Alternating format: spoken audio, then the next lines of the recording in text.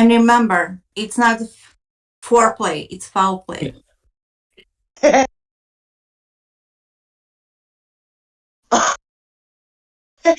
Welcome to the Foul Play YouTube channel. That got caught on live, Neverly.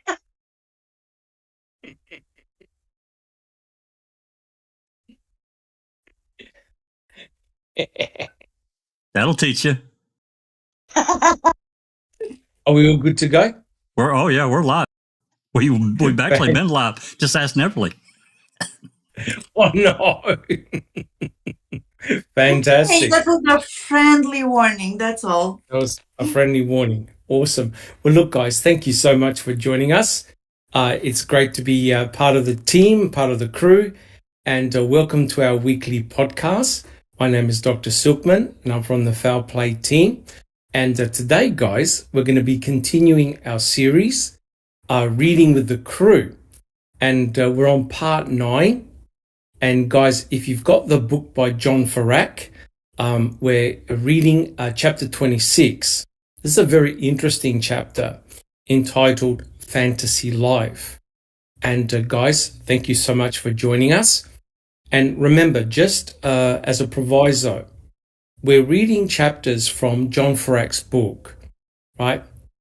What he writes doesn't necessarily represent our own thoughts. These are the thoughts and writings of John Ferak. So please keep that in mind.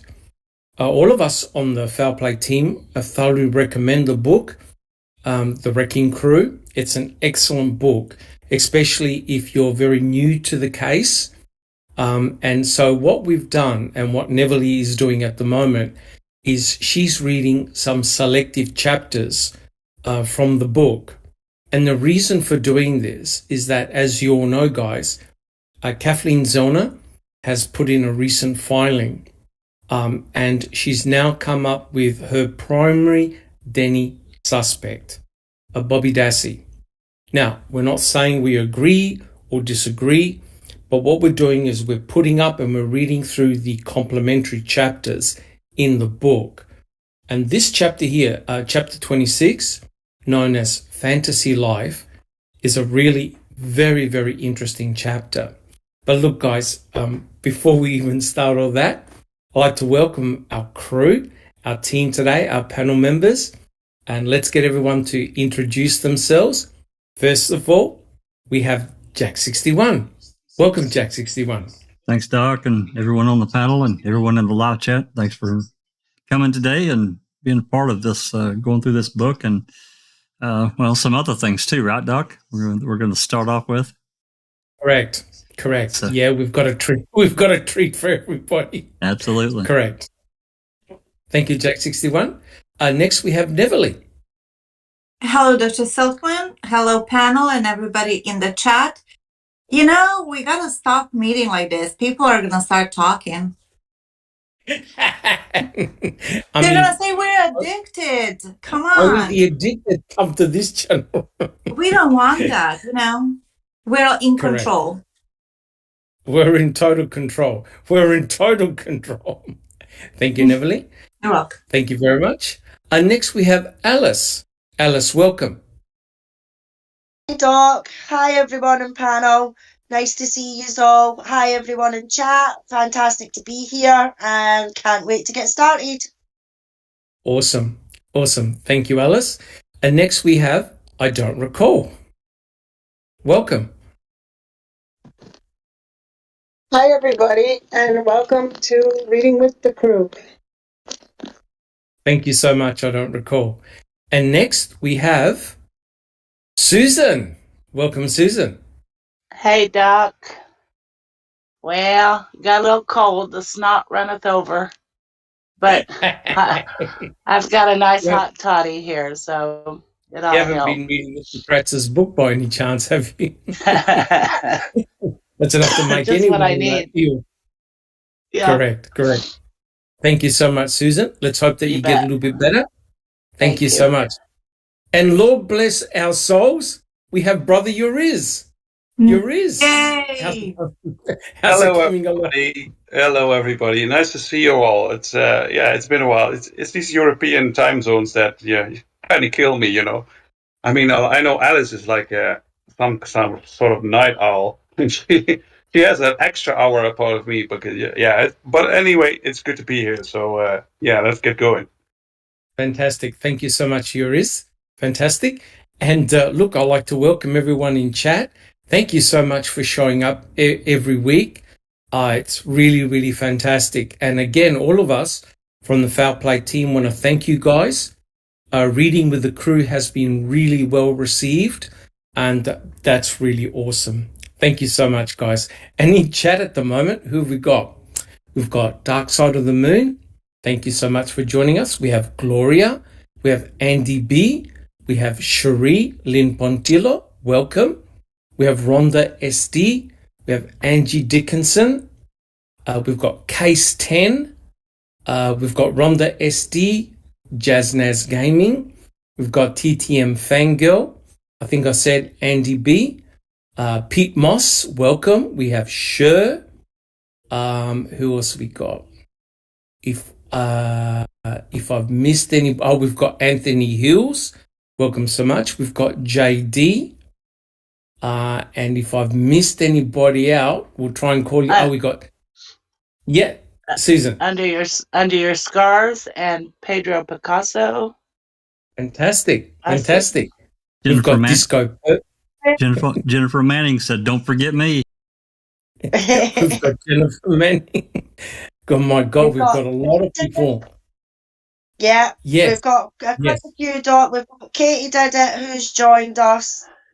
Shane Henry is with us. We Andy B? We've done it Behind the Magic.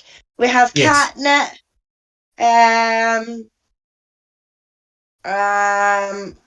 Said Under Your Scars. So I think that has covered everybody for now. Yes, and also we'd like to welcome all the super mods and the mods who check the chat and keep the show running, which is awesome. And don't forget, guys, we also, not only do we do Reading with the Crew, but we also have some very talented people who do other podcasts as well. I'm talking about Open Mic with Jack61, and he recently did the continuing the readings of Deb Strauss, and please check it out. Again, as we've always said on the panel, and I'm sure people in chat will agree, to really understand what took place in 2005, you really have to go back to the roots, to what happened in 1985. And we're very fortunate. We've got a very passionate team. A lot of people work very hard behind the scenes and FOIA a lot of the documents. And what we're doing is we're reading a lot of the depositions. And you could tell by their responses or lack of responses, really, how poor Stephen was really set up in 1985 to take the fall. So, please check out the open mics. And also I want to mention the excellent podcast again with Sunshine Christina with her Crime Theory Exchange. And it's really great to have her voice back doing the podcast. And she really picks some really great topics and goes into a lot of detail, right, guys? Phenomenal amount of work. And unfortunately, I can't join them live because it's sort of like 4:00 in the morning in Adelaide time. But I do listen to the replays. And I think her recent one was looking at the 1985 case entitled The Year of the Goons. That's right. And again, please check it out. A really excellent podcast by Sunshine Christina. And she's a top tier researcher for sure. Fantastic. And also, of course, we have an extensive Discord channel where a lot of people come online and chat and talk about two Ravs and all sorts of stuff. So come along to our Discord channel and join in the discussions. And also, of course, we have an extensive internet channel as well, website, where Brother Yuriz, Zoe and others have done a huge amount of work putting together documents, and all the documents that we FOIA eventually get put up in our library, our research library. So if you're interested in any form of that research, please go to the website. All the documents are free, and you can start doing your own research, which is great. And just as all of us from the panel have said before, guys, we provide our opinions. We're not all 100% correct. We all differ from each other in our opinions, right? But the important thing is, right, Jack 61, is that you do your own research, Right. Look at the documents. Don't just rely on Making a Murderer, the series. No. Go way beyond that. Use Making as a Murderer really as a launching pad for your research, and go back to the original documents and take it from there. And I'm sure all of us can tell you our own journeys and what we have learned along the way. Well, look, guys, let's don't waste too much more time. Let's get started. Let's get cracking. If you enjoy what we do as a team, please subscribe to the channel. And Jack 61, our numbers have increased. They went up again. Yeah, we're approaching 2,100 subs, and I can't say how much I appreciate it. I'm humbled by it. So, and Fantastic. speaking of FOIAs, and I told a few this earlier before we started. I literally just got this right before we went live. This is the third copy of the Roger Radnua's interview. Third copy. The other two would not work. Yeah, the other two wouldn't work at all. I can't. There's a file on it, but it's tiny. I can't pull any audio from it whatsoever. So they sent me another copy. I have not had time to put it in the CD player though. So we'll know later. Fingers crossed. Yeah. Fingers crossed. Awesome. So yes, guys. So a foul play.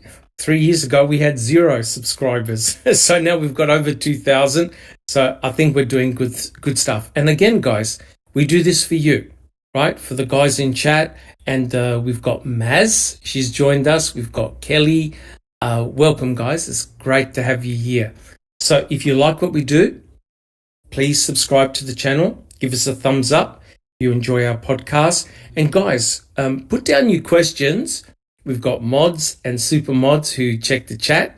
And if we can, we'll try and answer your question very much on the live podcast. All right. Well, look, guys, as you know, we've been reading these chapters from John Ferak's book. And we've been focusing very much, if you have a look at our last podcast, we've been focusing very much on the computer disk that was confiscated from Bobby Dassey's bedroom. Now, we know that both Fassbender and Wiegert went to the Dassey household and with a search warrant and confiscated the computer and a couple of CDs as well. I believe they were CDs or DVDs. The hard drive was taken from the computer and Velie, Detective Velie, he did an analysis of the hard drive.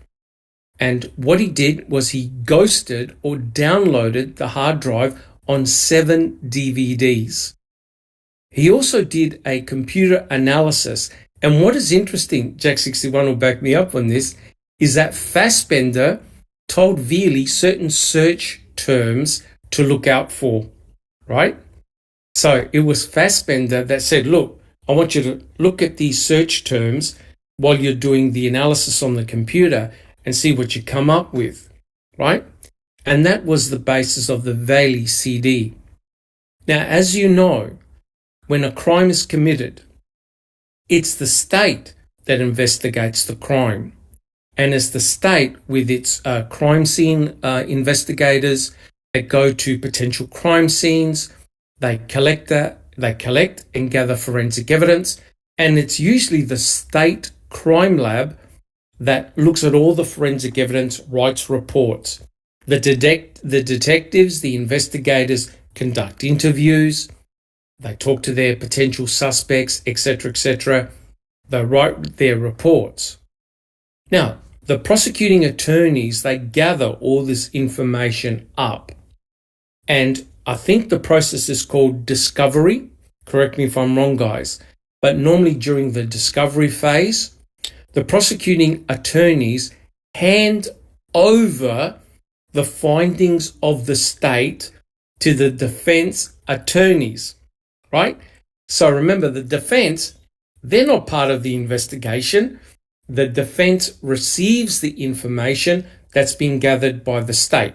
Correct, guys? So far, so Correct. good, right?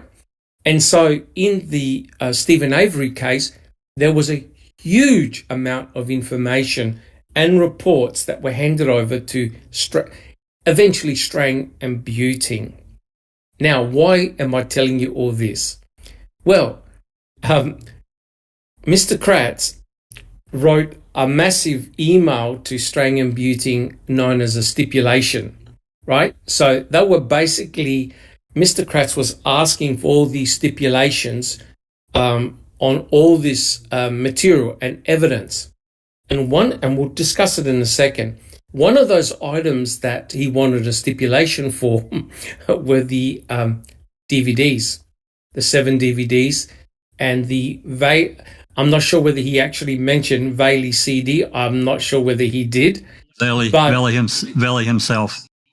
He didn't want him to test. Yes, correct. So the purpose of this stipulation was to make sure that Velie never took the stand. That means that Strang and Buting couldn't question Velie. Now, Mr. Kratz handed over the 7 DVDs to Strang and Buting. Now remember, the 7 DVDs were computer dumps from the hard drive onto DVDs. There's only one problem with those DVDs, right, Jack 61? You couldn't open them unless you had right. They were all encrypted. You had to have a program to unlock it and do whatever with it to put it in another format, so you could then begin to do an analysis on it. Correct. So the state attorney handed over the 7 DVDs to the defense. The problem is that the defense couldn't open them because they didn't have the program in case. But, Neverly, did you have a comment? Yes, not only did he handed it over without the CD, he also mislabeled it and therefore misinformed and misled the defense team by saying that this is the Brandon's computer. That's correct. And before we actually start the next chapter, I've got a little treat for you guys. We're actually going to have a look at the response that Judge Angie Sutkiewicz wrote to Kathleen Zellner, which completely blew my mind. So here's the defense. They got the 7 DVDs, but Mr. Kratz said, look, we analyzed Stephen's computer, Brendan's computer, and Teresa Horbach. And on that, guys, I just want to say that the anniversary of her death, if she was killed on October the 31st, is coming up soon. And we think of Teresa and her family at this horrible, horrible time. All of us send the very best wishes. It's a terrible thing to Teresa, of course. We think of her all the time, and to her family, because her anniversary of her death is coming up very, very soon. I mean, for me, guys, it's the 30th, but for you guys, it's the 29th. Is that correct in America? Yeah, that's right, Doc. Yeah. It's still the 29th here. The anniversary will be on Monday. Monday. Monday for us, it'll be Tuesday for you. Just before we get started with that, Doc, quick question.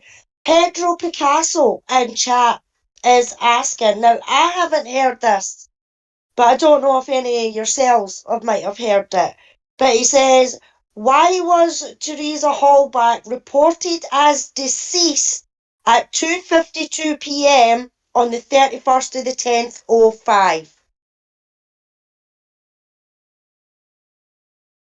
I got no idea. Yeah, got I no mean, idea. I haven't heard like a specific time Yeah, in the research that we've done. So we can't really say, Pedro, because we don't know. As far as we were aware, she wasn't reported until missing until the 3rd, so there should be no time of death for correct. 2:52 p.m. Yep. on the 31st, because No, nobody knew that she was missing on the no, 31st. There was no no, that's report correct. made about being missing until the 3rd, and it was her mother that Who rang? reported her missing.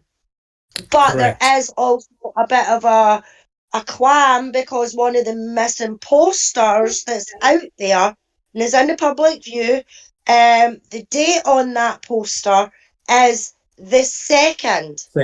So The second. there is a bit of confusion with that. But anything legal or otherwise that we have came across, we haven't seen anything about her being reported deceased at 2:52 p.m. on the 31st, but she has been reported missing on the 3rd. So Correct. I hope that helps you, Pedro. As I says, we've not heard anything about that, so hopefully we've answered your question for that. Well, Pedro Picasso says it's true, Dark Side. I have the document. So he claimed, Pedro says that he has the document where it says that on the death certificate she was pronounced dead on October 31st at 2:50 something. I know that she was pronounced, I think, I remember that she was pronounced, that the death certificate was on the 10th. Yeah, correct? Because I think it was it Kleiser that went to the quarry? He went to the quarry. To the quarry, people, to the quarry. Yes. He went to the quarry. And if you have a look at the death certificate, which I don't think we've got time to have a look at it now, but the death certificate makes no sense whatsoever, because you can't actually work out a time of death when you've only got a bunch of cremains. Normally you have to have a body, and they can determine, like they can do pathological tests. They can look at the temperature of the liver, other organs. They can do blood tests. They can look at slides of skin and other tissues to determine a rough time of death. But you can't put a time of death when you've only got a bunch of burnt cremains, right? So the whole death certificate is rather bizarre, to say the least. Yeah. But just to answer Pedro, look, in this case, there are many bizarre inconsistencies. There's no question about that. And to muddy the waters even further, I remember that Ken Kratz did an interview and he said, how do you know that Teresa was murdered on the 31st? That's right. That's only if you believe that she was murdered on the 31st. That's right. That's correct. That's correct. Yeah. And that's a bizarre thing for a lead prosecuting attorney to say when they nailed Brendan Dassey for killing Teresa Horbach, or being responsible for killing Teresa Horbach on October the 31st. So is now Kratz questioning his own validity? Alice. Pedro is saying that he has pictures of the documents, and if we've got an email, then he can send it. But Pedro, some of the mods have been dropping the Discord link for Foul Play.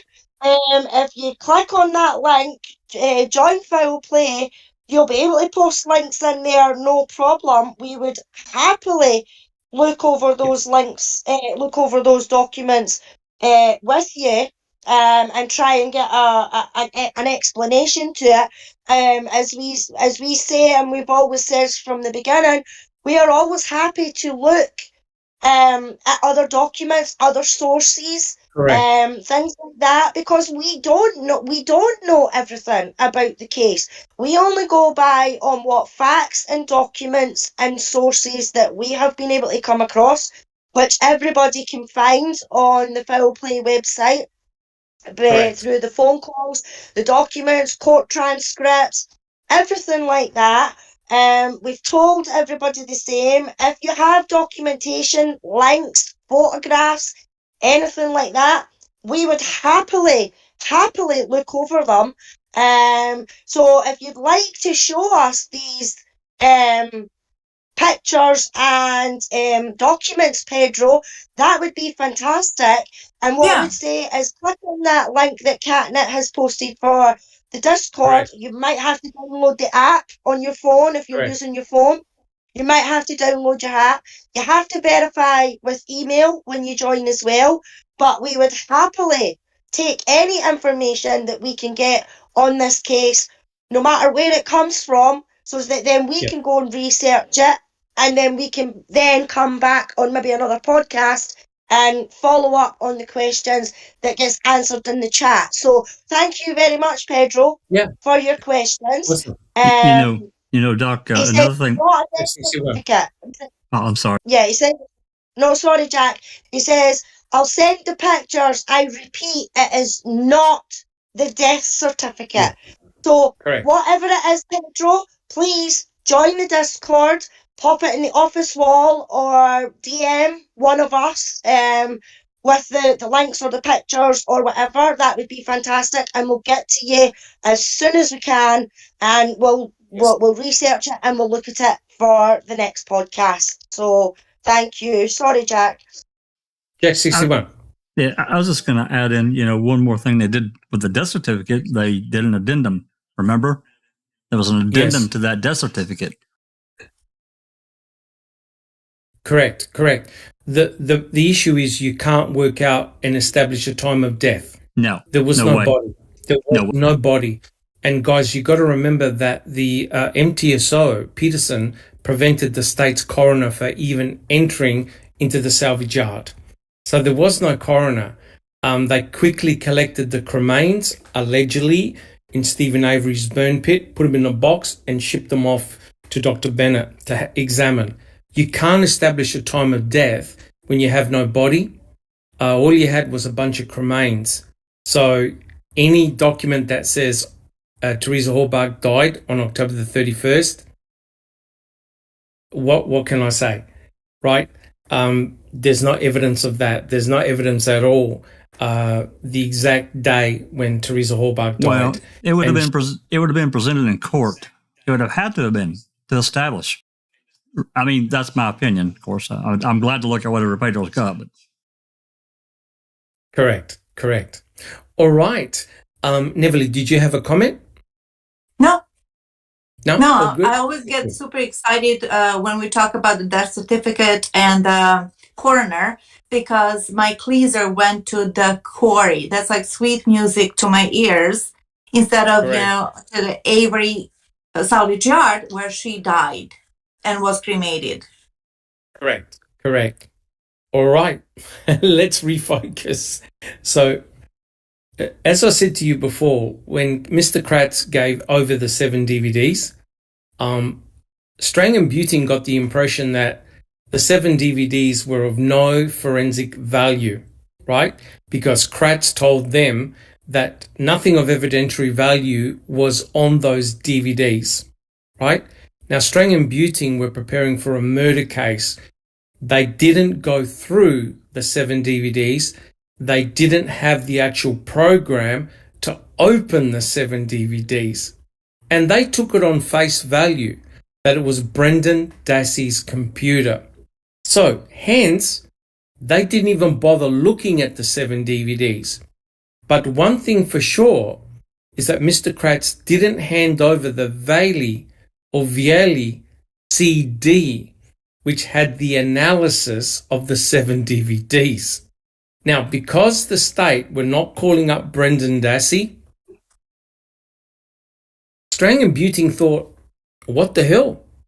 There's no point in having a look at the 7 DVDs because we're not going to find anything of significance. Right? Off of Brendan's computer.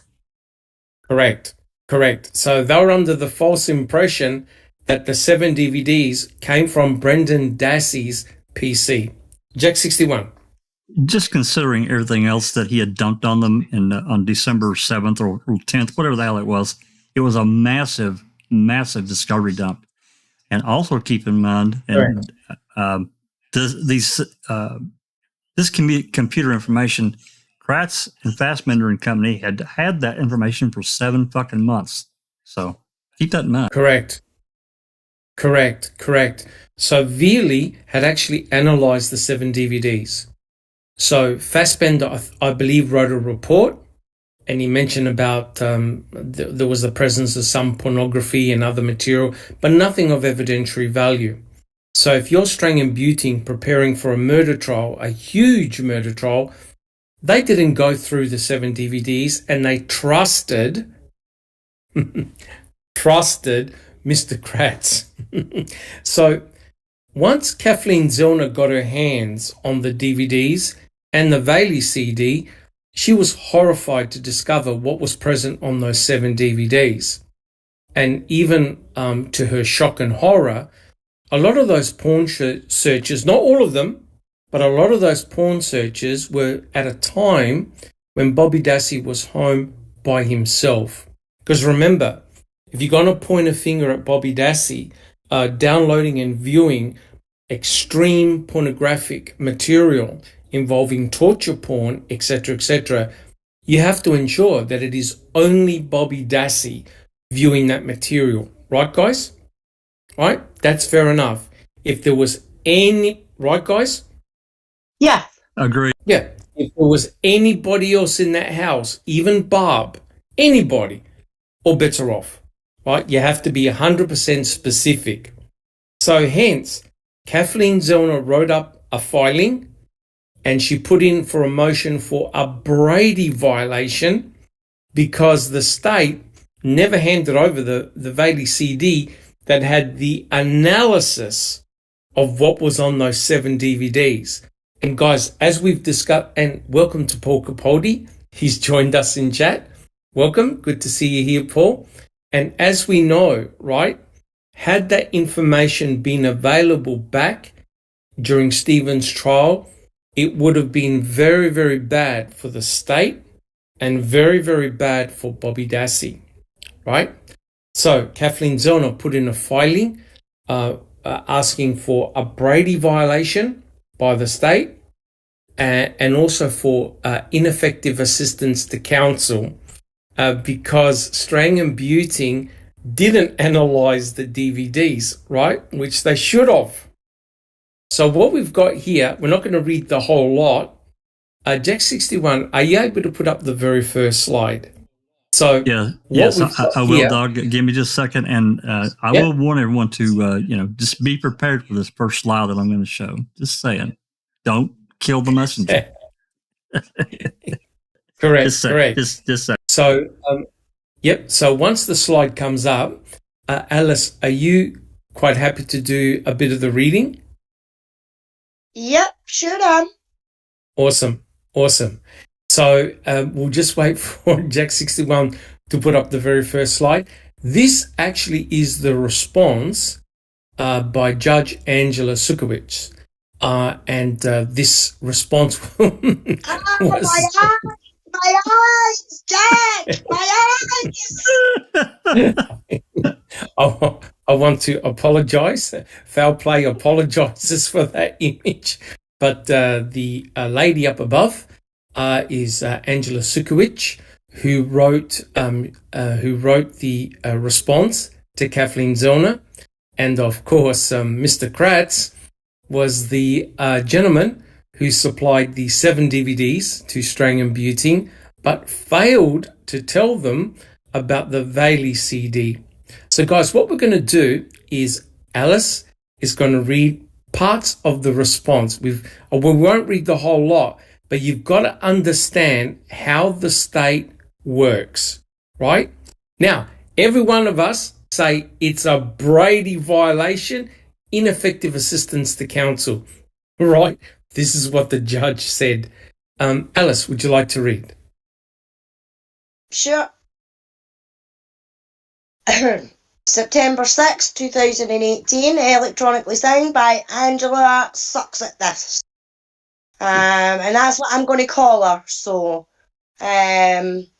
memorandum, decision, and order. This is back before this court for a limited review pursuant to an order from the Court of Appeals. The case was remanded to this court to allow the defendant to submit a motion to pursuant to Brady v. Maryland. The defendant alleges that the prosecution withheld a CD created from seized computer drives and that the failure to turn over this item of discovery directly impacted the defence in both the trial and appeals courts. Now, before you continue, do you believe, I just want yes or no, and people in chat, yes or no, do you believe that the defence were hampered by not having that Velie CD? Yes or no? Alice? Yeah. I don't recall. Yes or no? Yes. Susan? Yes. Jack 61. Yes. Brother, you're Riz. Yeah, well, I'm sort of busy with Pedro trying to figure out the link to share these pictures, so I'm not connected right now. But go ahead. Okay, so do you think the defense was hampered by not having the Velie CD? Oh, for sure, yeah. Okay, and Neverly? Yeah. Okay. Alice, you want to read the next page? Okie dokie. On January 25th, 2007, the prosecutor sent an email to Attorney Strang proposing entering into various stipulations prior to trial, Exhibit 5. In that email, the prosecutor, in paragraph R, discusses Detective Velie's examination of the computer in question, as well as inspections of 2 other computer drives not subject to this motion. The prosecutor indicates that in his opinion, no relevant evidence was found on any of the drives in question. On February 4th, 2007, Attorney Strang responded that the results of the computer analysis done on the drive were not relevant unless Brandon was called as a witness. Yeah, exactly. Brandon was not called as a witness or his statements were offered at trial. Jesus Christ, I forgot about this. Yeah. On July 31st, 2017, the defendant requested that his computer expert, Mr. Gary Hunt, review the 7 CDs that were made. It should be DVDs. The judge made another mistake. They were DVDs, not CDs. CDs, aye. That were made of the computer hard drive in question, Exhibit 8. According to the affidavit of Mr. Hunt, he discovered violent pornography that existed on the hard drive. The defendant does not state when his counsel discovered the existence of the Velie CD and report, but indicates that on November 14th, 2017, December 4th, 2017, and March 20th, 2018, counsel requested a copy of the CD from Attorney Fallon, Exhibit 25. After receiving the CD, Mr. Hunt processed another report detailing his findings of what was on the disc produced by Detective Velie. In his 3rd supplemental affidavit submitted as part of Exhibit 8 of this motion, Mr. Hunt states that, with few unidentified exceptions, the contents of the CD created by Detective Velie was created from the 7 DVDs provided to the defence prior to the trial by the prosecution. While Mr. Hunt concluded that the information on the CD, which it should be DVDs, was available to the defence on the CDs provided. He asserts that the defence was deprived of certain critical information regarding the creation of the CD. He does not, however, specifically indicate what information was withheld, other than stating that the defence was not informed of the criteria used by Detective Velie in developing his report, Exhibit 8. How in the world would they know what's missing if they didn't have it? Yeah, 100%. exactly. 100% correct. She's so terrible. Yep. CDs instead of DVDs. Yep. She doesn't even know what the hell she's talking about. And call him Brandon. I mean, it goes to show. I don't even think she reads over anything that KZ puts in. I don't think she thoroughly reads it. I think she just skips over him. Oh, know this again, know this again, know this again. Right, okay, I know what I'm going to put.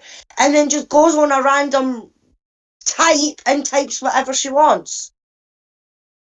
Correct. Yeah. The defendant argues that the information contained on the Velie CD was critical to the defence, and by failing to turn the disc over, the defendant's trial strategy was seriously harmed. However, yeah, definitely, Doc. However, as the defendant's own computer expert asserts, the same information presented in the Velie CD was in the possession of the defence on the 7 CDs. What a crock of shit. So in other words, if the state gave over the 7 DVDs, the defence cannot complain because the information extracted by Velie was present on those 7 DVDs, except, of course, the defence could not open those 7 DVDs because it needed proprietary software in order to do so. Jack61, do you have a comment? It's absolutely insane because there are several reasons why, but this seek and find or whatever this regulation is that the defense and it also goes for prosecution as well.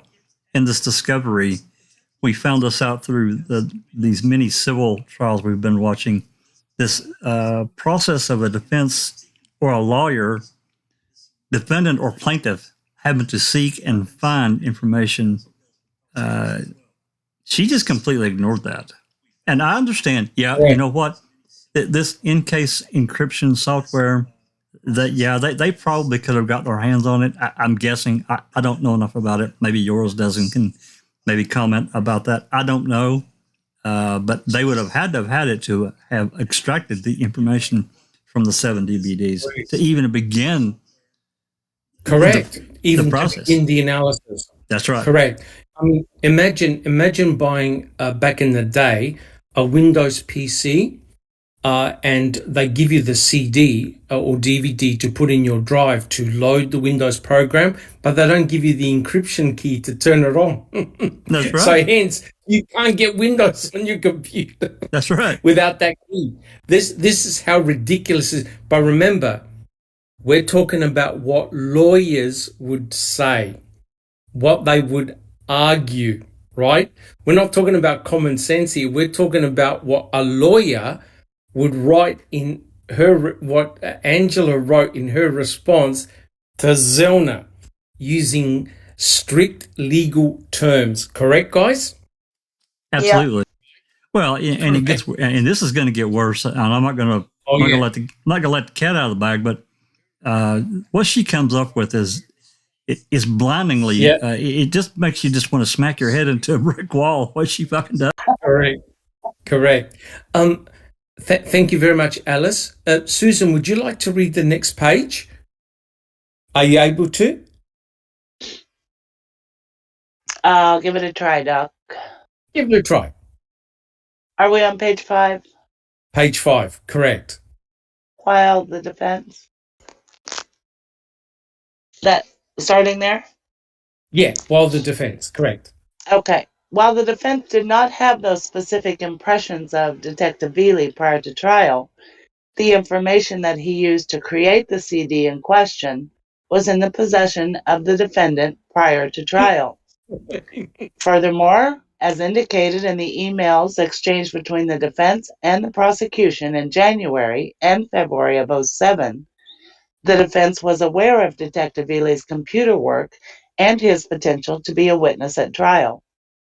What the prosecution failed to turn over to the defense was not the key information that the defense argues was critical to his case, but the summary impressions and compilation of information created by an investigator in this matter.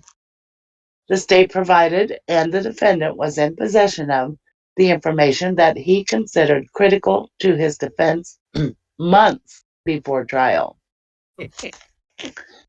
The defendant asserts that 7 CDs turned over by the prosecutor were delivered too late for the defense to meaningfully examine the evidence in question, thus violating the Brady disclosure requirements.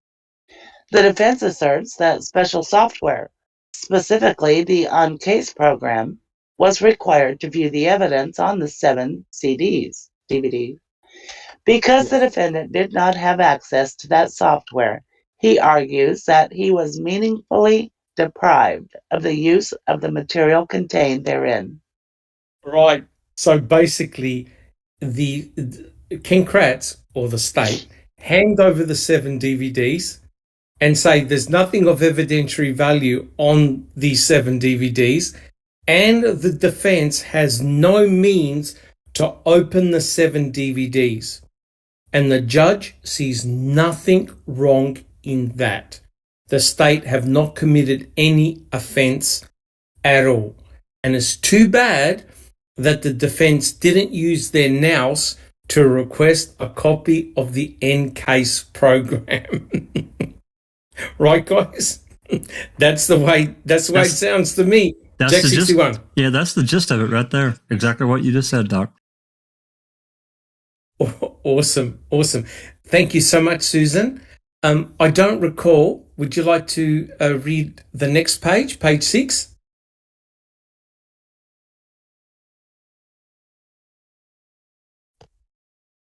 Yes, I will. I have to get to it, though. Can you get access to it's on YouTube or I think, in the slides? I'm on there. It wasn't going like it should, so I'm going back. Okay, I found it. Slide 6? Yeah. Beautiful. Beautiful.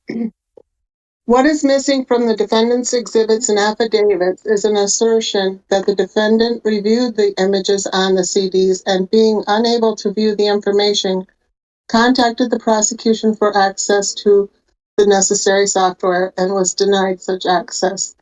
If the defendant did not open the evidence disclosed to him and was unaware that the specialized software was necessary to study it until his post-conviction proceedings, he was not deprived of access to the information. Trial counsel simply chose not to review it. The strategic choice would have been made by the defense rather than the result of the prosecution withholding any information. The defendant also asserts that the CDs were turned over to the defense too close to the commencement of trial for counsel to make any meaningful review of the information contained on the discs. The evidence was turned over to the defendant almost 2 months prior to trial. If, in the weeks prior to trial, the defendant was concerned that he could not meaningfully examine the evidence prior to the beginning of the presentation of evidence to the jury, the defense could have submitted a motion to the court requesting additional time to review newly disclosed evidence. There is no indication in the record that any such request was made. Jack 61, do you have a comment on that? So it's now the fault of Strang and Buting for not requesting additional time to review the DVDs that were told by Kratz had nothing of evidentiary value on them. Well, they had the information for 7 months and chose not to turn it over. And, discovery doesn't necessarily have a specific clock attached to it. It just says, the statute, I believe, says in a timely manner. And she's completely ignoring that, completely, on purpose, of course. 100% correct. 100% correct. I don't recall. Would you like to continue? Okay. Mr. Hunt, in his third affidavit in this matter, makes an assertion that although the defendant was in possession of the same information that Detective Velie used in the creation of his CD, the defense was deprived of access to critical information used to create the CD, such as methodology used by the detective in the creation of the documents. The affidavit is vague as to what critical information was withheld or how the critical information affected the defense at trial. Mr. Hunt's vague assertions on this point are conclusory and speculative rather than evidentiary. Oh, my God.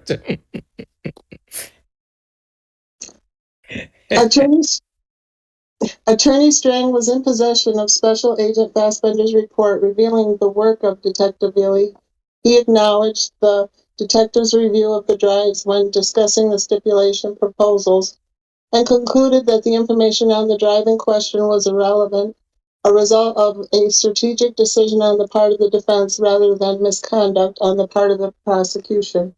I'm going to have to call bullshit there. He was in report, and yeah, they had DCI report 304, which is about Fassbender reviewing this Velie CD, this work, this final report. But she's completely justifying everything else around that, and I don't agree. I completely disagree because of all the. If it was just as we talked about, if this was just some curiosity of teenagers looking up naked pictures of some girls and so forth, okay, but that's not what was on there, and Fassbender knew that. Correct. And he didn't do a damn thing. Neither did Fallon or Gahn or any of these people. Correct. And they had to know. Correct. And remember, Kathleen Zellner had to request the Velie CD, and it took a long time, more close to a year, before Fallon released it. So I could tell you right now, Fallon would not have released that Velie CD until he got information of whether it was a Brady violation. Do you agree, Jack 61? Absolutely. He would have found out. He would have found out first. All right. He would have found out what his options were in handing over that Velie CD. And he would have done his due diligence and discovered that it wasn't a Brady violation to hold on to that CD. So he gave it to Kathleen Zellner. Yeah, eventually. But as you said, I think it was like 8 months, 7-8 months at minimum from the time. Well, maybe it was actually a little bit longer than that from the time she started requesting it. Correct. All right. Cherie, would you like to continue? We're nearly finished. Detective Velie, in the discussions regarding stipulation of evidence at trial, if the defendant made the strategic decision to rely on the opinion of the prosecutor rather than review the evidence given to it pursuant to discovery, he cannot claim that the prosecution deliberately misled him regarding the importance of any evidence contained therein. That's absolute bullshit. I agree. It's one thing for a police officer or that thing to mislead someone and to lie inside the room, when they're doing their, talking to a defendant or a potential defendant, whatever. That's legal. But now when you start talking about a prosecutor misleading another court officer, now you're talking about something completely different. And that's my opinion. I'm not a lawyer. You get what you pay for. Correct. And what's the final comment there by the judge? Cherie, you want to read the last bit?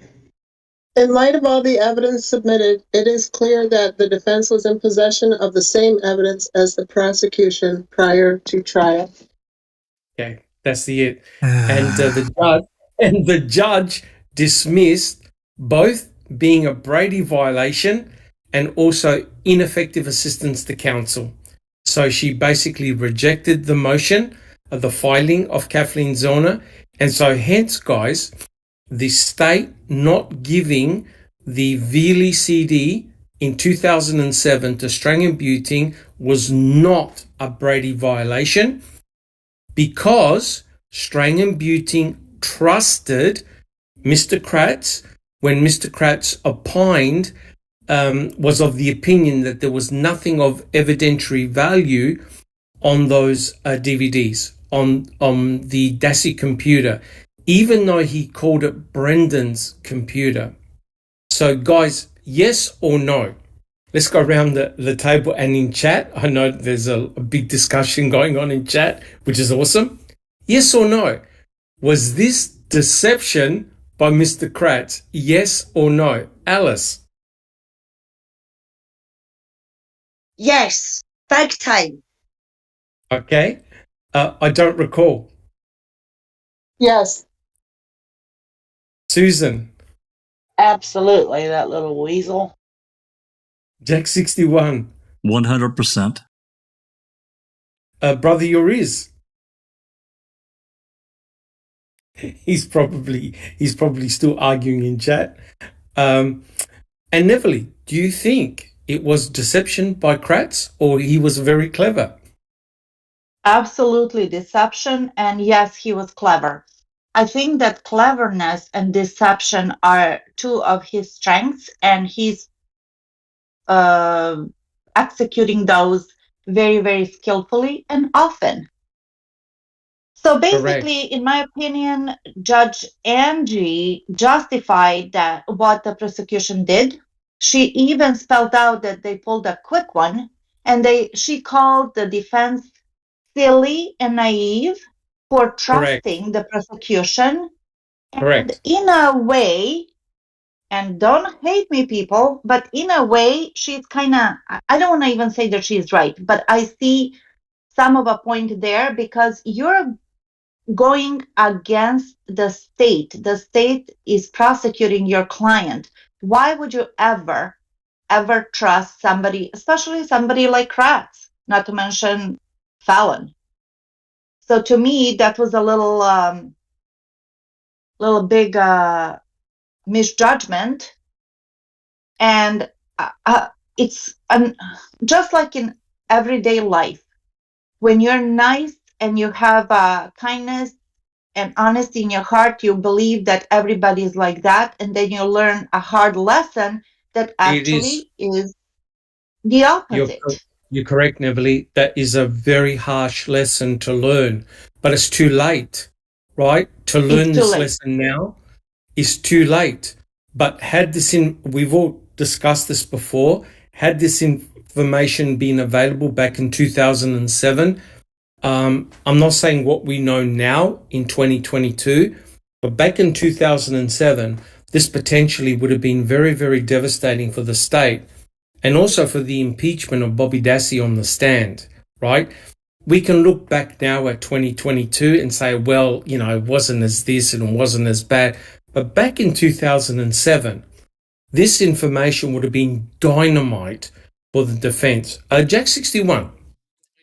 I think that, I've said it before, and I think we all agree, for whatever reason, Strang & Buting traveled the wrong path. But one of the things that they did that I really have to question and wonder, and I guess it, because of their work within the state with the various prosecutors and so forth, they want to trust, and they do trust probably most of them in their work. Correct. So why wouldn't they? But going back from the time, really that they started working on the case back in late February, early March, and the other shit that he had already pulled, I really found fault with them for trusting anything that he did. I just do. Correct. And don't forget, Jack 61. Mr. Kratz had a huge list of stipulations. Yes. Right? The stipulation project. Correct, stipulation project. And remember, they couldn't question the pap smear, where the pap smear came from, and even the reports that came with the pap smear. We still don't know. They also had the stipulation about you could not mention third-party suspects, other potential Dennies. You could not mention any of those. So quite clearly, the defense was hampered from day one. But this was significant. And I agree with Velie to a degree. It's a harsh lesson. Yeah. Because Mr. Kratz technically did give the 7 DVDs. But if you're part of the defense team and the state's prosecuting attorney says, look, we've done an analysis, there's nothing of evidentiary value on those DVDs, essentially don't worry. And now Judge Angie saying, you listen to the state's prosecutor, you bunch of dickhead. You're a bunch of wankers. Yeah, you should have done your own research. Yeah, pull my finger, right? It's like, what the fuck? Correct. Exactly correct.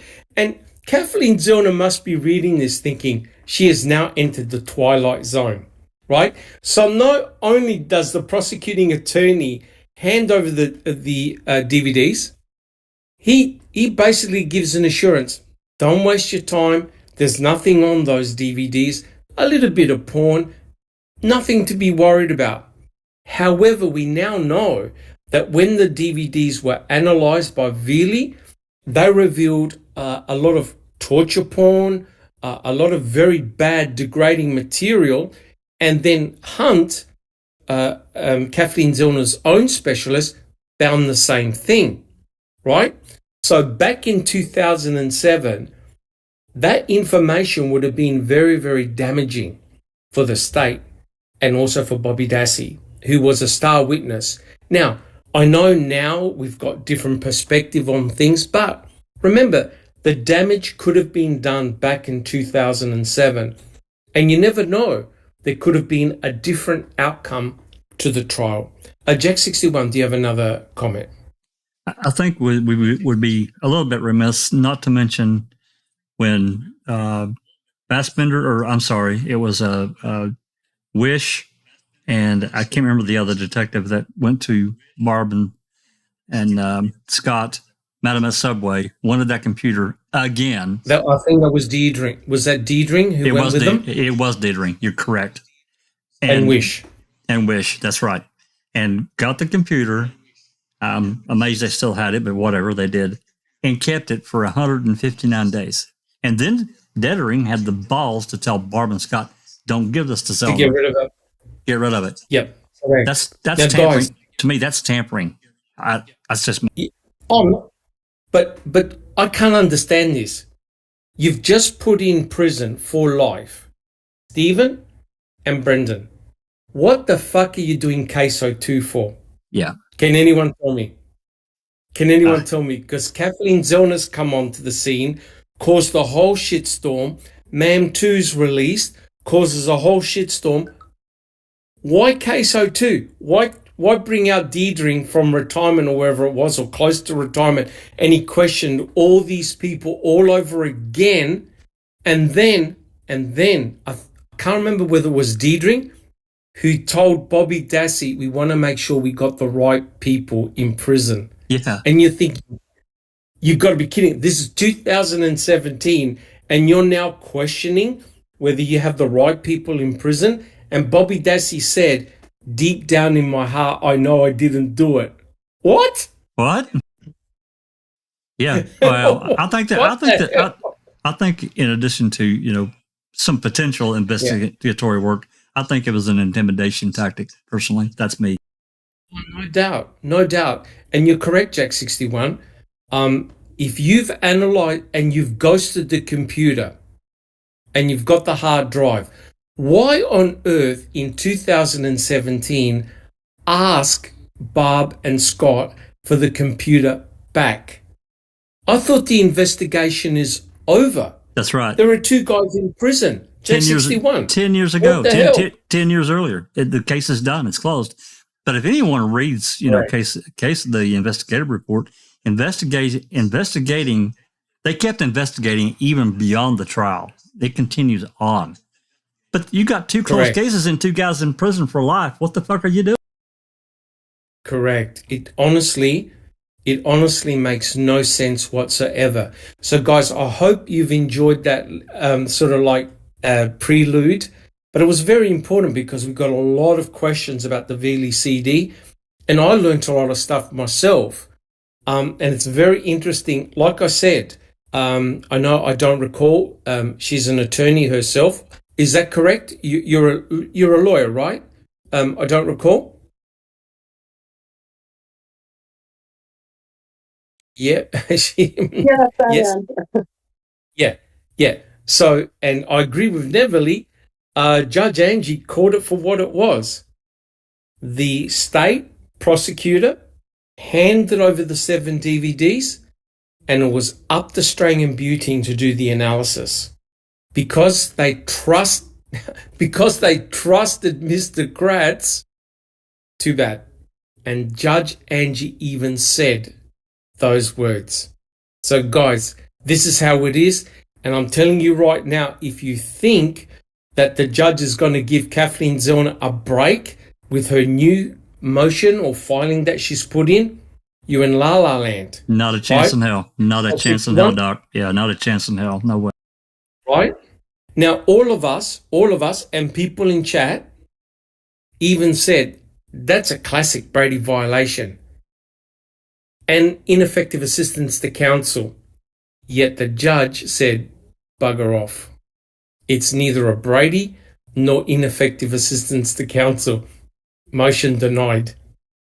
So, and I know that Kelly's having a big conversation in chat. Welcome, Kelly. I'm telling you right now, they're going to put the heater on the new filing, the new motion put forward by Kathleen Zellner, and they're going to go after Tom Sawinski big time, right? Because remember what we have been discussing for a couple of weeks now in Reading with the Crew. We know that on that computer, on the computer that was in Bobby Dassey's room, there were a lot of searches, right? That, and we're going to start the chapter now, that FBI profilers, right? FBI profilers look for when investigating sexual murders, right? These are FBI profilers. Now, if you've seen the film or the series, Mindhunter on Netflix, if you haven't, check it out. Neverly, did you see that series as well? Oh, did anybody of course. else on the panel see? Absolutely. I'm telling you right, Alice, you've seen it? Do you have any comments about it? What did you think of the series? The series was absolutely brilliant. I thought the way that they showed you how they went about, constructing the BAU, the behavioural analysis unit, because that's what it started with. They were going to these serial killers, rapists, whatever. I'm sure. What was his name? No Dharma. He was the big guy with the glasses. I think that's the co-ed killer, Kemper. The co-ed killer. That's the one. That's the one. I was fascinated with the episodes that they were doing with Kemper, and how it was him of all people, in a sense, that they went to, and they asked him certain questions. Well, why would they do it this way? And the way they done it, he was just blatant, well, this is how I done it, so if they're in the same sort of mindset as what I am, which they normally are, then this is the reason why they've probably done it, As a side note, not to interrupt your thought too much, but I listened to a podcast I listened to several, but this one's called Sword and Scale. And this guy, he's really good. But I actually listened to this today, or I probably wouldn't have even thought of it. This guy, he's got interviews of Kemper that they had from way back. Episode 92, definitely in relation to what we're talking about, you definitely need to listen to it. It's crazy. It's very insightful too. Sorry. What's it called again? Sword and Scale. Interesting. I don't even know how to spell that. SWORD. Yeah. Actually, like sword? Yeah, sword. It's actually, I put it in the open mic forums room this morning. Awesome. And which episode? 92. And Alice, didn't you find it rather remarkable when these investigators were talking to these serial killers? They were matter of fact. Yeah. They could have been people living right next door. And as I said in last week's episode, the BTK killer, he was a high officer in the church. He was in the Scouts, right? He was a member of the community. He was a married man with children, a loving father, and yet he was a violent sexual serial killer. And remember, when he went in court, he just talked about all the things he did to all the victims in graphic detail with no conscience whatsoever, right? It didn't bother him at all. He did A, B, C to this victim. He knew it like an encyclopedia, right? Yeah. So what I'm saying is, in this case, you cannot discount anything, right? The only crazy person that they spoke to was Manson, right? He was a real, right, Alice? He was a real fruitcake. But the other guys were sort of like, what the hell? What the hell? I just thought it was fascinating about it, Doc, is that this is how they were starting to build their company, you know, the behavioural analysis unit, you know. Correct. And when they were going and they were talking to like Manson and the other ones, and then they would go back to Kemper and they would have these notes, and they would say something to him and he would flat out be like, they're fucking lying to you. If that's what they're saying, then they're lying to you. This is probably their thought pattern, you know. And then they would then take what Kemper had said back to them and they got a completely different answer. You know, it is a fascinating program.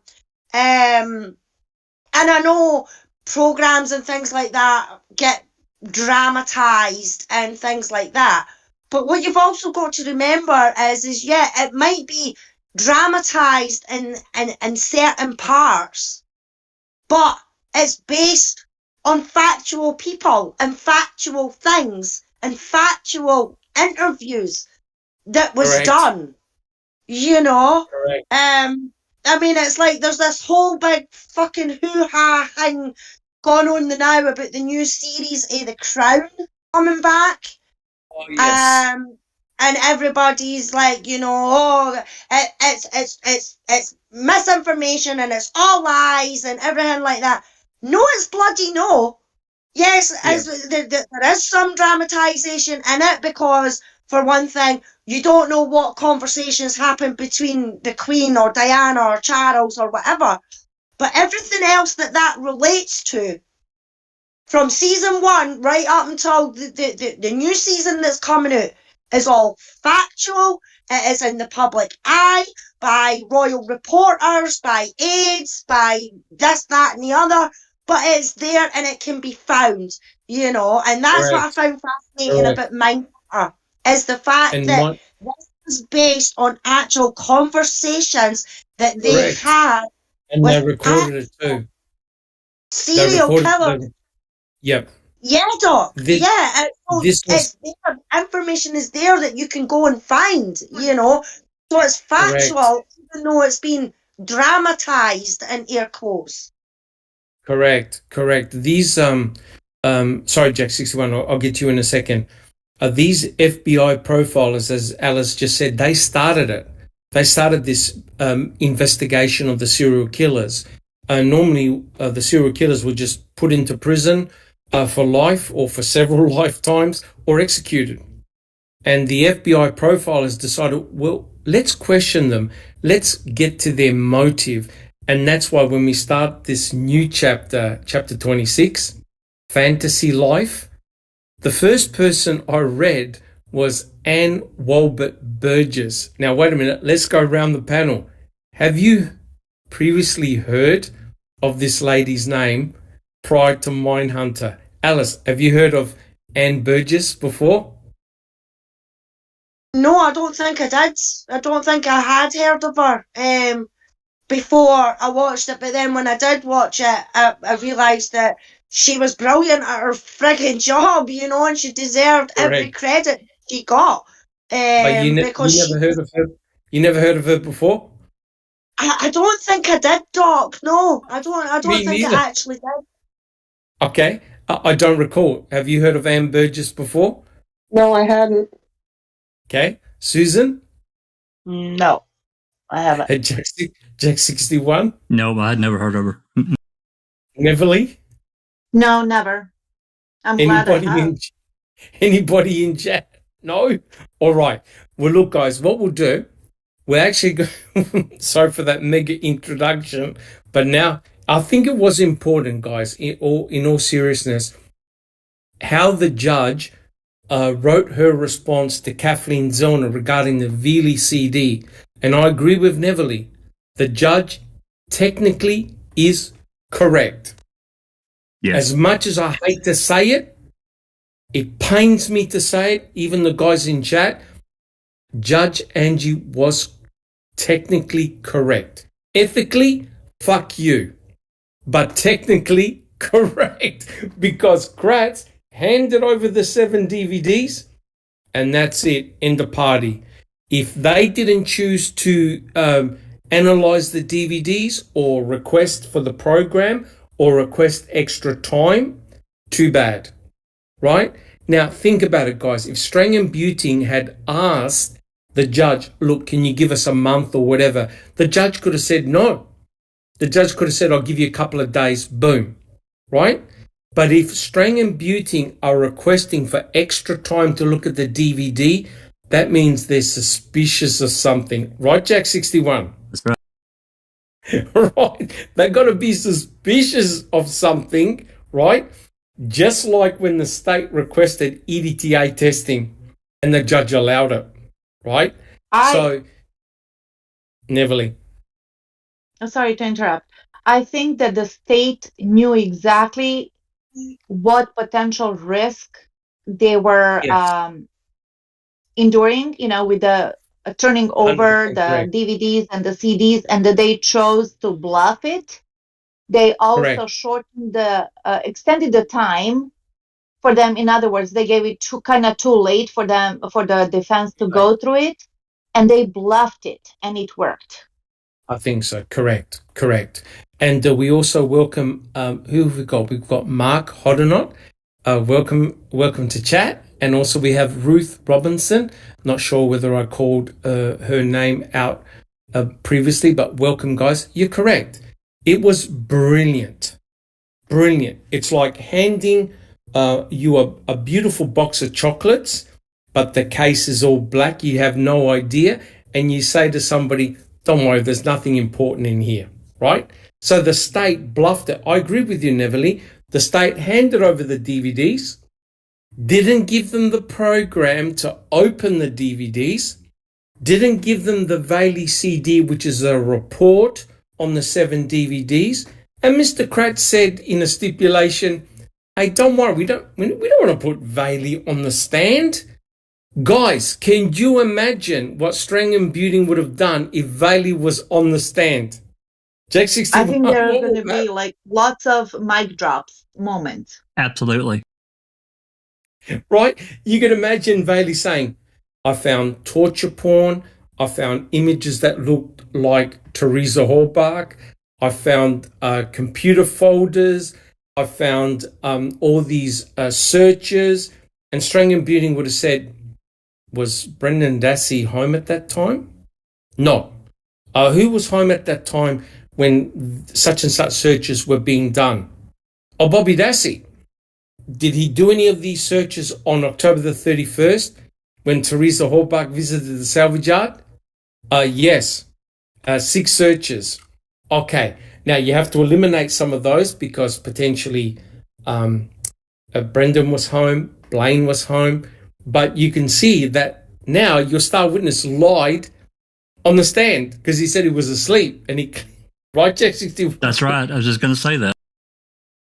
Right. So I understand it's not perfect, but back in 2007, that would have been damaging, right? And there's no way that Ken Kratz could have trivialized that because remember, this is a sexually motivated crime. That's right. That's the way Kratz portrayed it. And even though, remember when Brendan Dassey acknowledged that he had committed rape, torture, involved in shooting, dismemberment, and cremation, that Ken Kratz added I believe it was 3 additional charges. Remember Jack 61? Guys, yes. 3 additional charges. And in the end, they had to drop him, right? They had to drop them because they weren't calling up Brendan. Jack 61. That's right. Now, I just wanted to add in what we were talking about a minute ago with Mindhunter and Burgess. I picked up on Audible. There's a book called Mindhunter, and it's basically about the series. But I actually started listening to it. I haven't gotten very far into it, but it goes through a lot of this. And I started to listen to a little bit to this book. I actually think that you picked up another copy of a book that she co-wrote with someone else. Correct. It's called Sexual Homicide, Patterns and Motives. Right. It's by Burgess, Douglas, and Resler. There's a Kindle version. Yeah.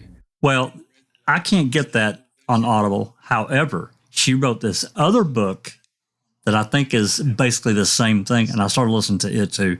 Both really good. I'll try to get the links in the chat here while we're going along tonight. So awesome. And I'll tell you what, I'm about a third of the way through the Sexual Homicide, and as a treat, when we can, I'm going to read out a chapter to you guys. Right? We'll do a podcast. We'll read it out. We'll get someone to read it out, and we'll play a little game.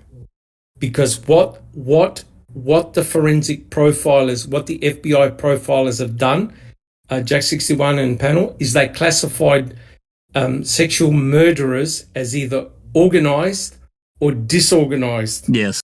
So we'll go through the checklist and we'll have a look at the case and we'll see how we can classify Stephen and Brendan. I tell you what, we're going to be in for a treat, right? Just as an exercise.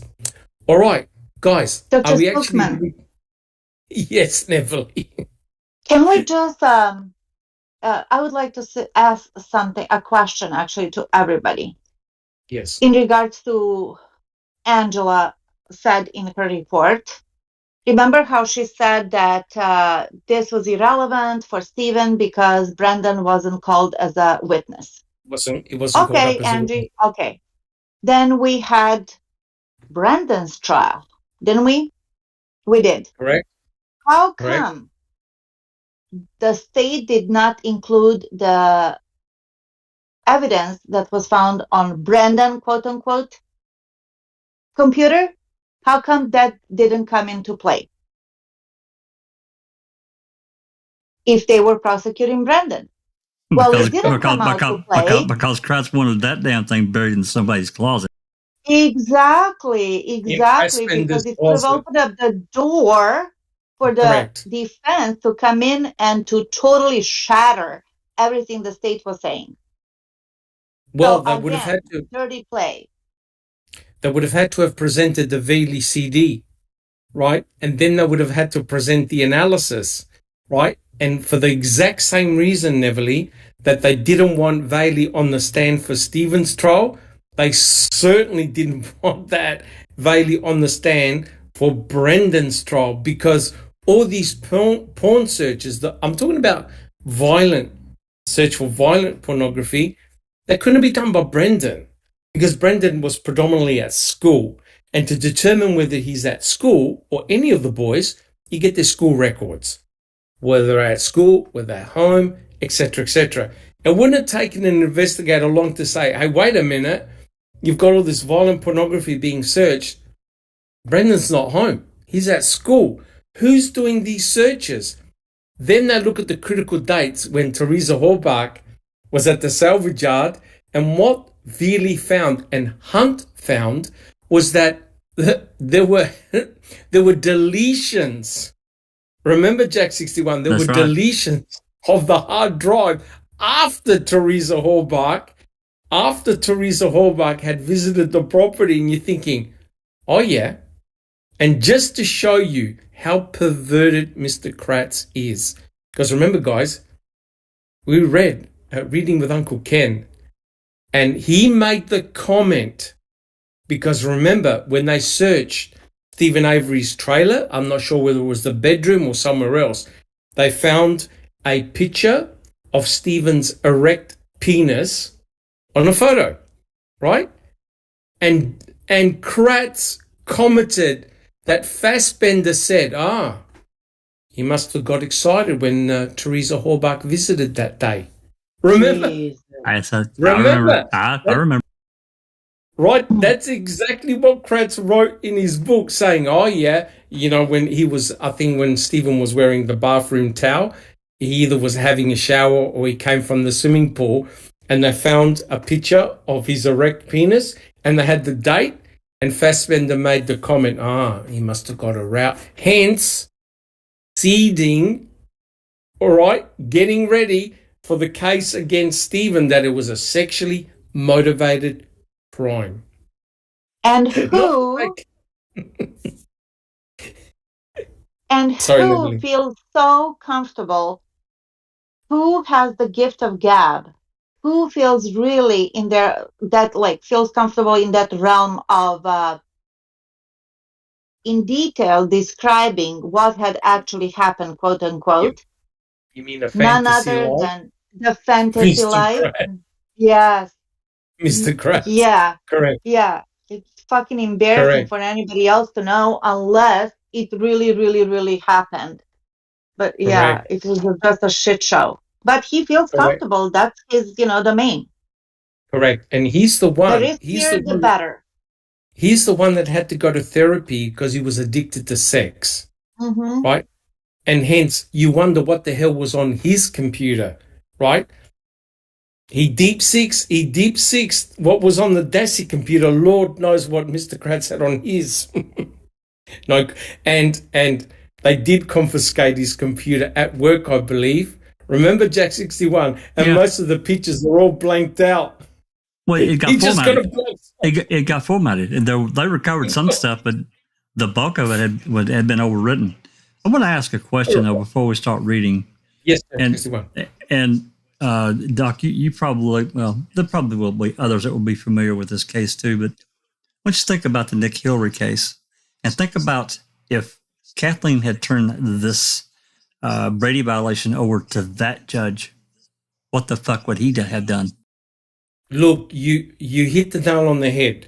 Jack 61 and I both had the good fortune to talk to Mani Tafari, which was the attorney for Nick Hillary. Nick Hillary, if you remember, I did 2 presentations and we did a podcast. Nick Hillary was African American. I think he was Jamaican, and he was a soccer coach. And he was the ex-boyfriend to a white female, and she had several children from several other fathers. And they broke up amicably. And another ex-boyfriend just happened to be, was it a sheriff or a deputy sheriff? Deputy sheriff, yeah. A deputy sheriff, white, right? And tragically, her, I think it was 8-year-old son, Garrett, got murdered, strangled in his own home. The police immediately suspected Nick Hillary, right? And Nick Hillary is a pillar in the community. He's a soccer coach, well-educated, got his own children, everything, right? But he happened to be military experience, but he happened to be an ex-boyfriend of this lady. The other ex-boyfriend, who lived in close proximity to this lady's home, he was totally ignored. But here's the kicker. the attorneys uncovered the fact that the state had had a document with an eyewitness saying that they saw a white guy go into the property, right, Jack 61? A white guy go into the property on the same day that Garrett got murdered. The state decided they're going to deep six it, but the defense found out about it. I'm telling you right now, the judge, what did he do, Jack 61? The judge saying, what the fuck are you doing? This is a Brady violation. That's right. The judge dismissed the case. That's right. Threw the case right out. And Mary Rain got in trouble over it. Correct. Whereas here, Judge Angie said, what Brady violation? Fuck off. Notice the difference. In the other case, the judge said, hey, whether he saw this particular person or not, you can't hide that from the defense. And what did the prosecuting attorneys say? Oh, we forgot. I wasn't aware of it. Yeah. Oops. Sorry. And Oops. The judge threw the whole case out. Absolutely. So the judge, in itself, I think that depending on the judge, I don't know about in Wisconsin. I can't say, but I think there's still a potential that there's judges in Wisconsin that would do the right thing and say, what the fuck are you doing, guys? You can't, you did turn it over, but it's not, these people have paralegals and so forth that work for them. They go help them go through discovery material. Correct. I think they had a couple of people that helped them beating the string. They wouldn't have known what to have done. So anyway, I thought that was just an interesting thought. I just thought about, Judge Angie compared to the judge in Nick's case. Correct. And unlike in Wisconsin, in New York, that district attorney, the woman, you just said her name, Mary something? Mary Rain. Mary Rain is a King Kratz female. She got in major trouble because she was playing dirty, something like crap. Yeah, she got booted out.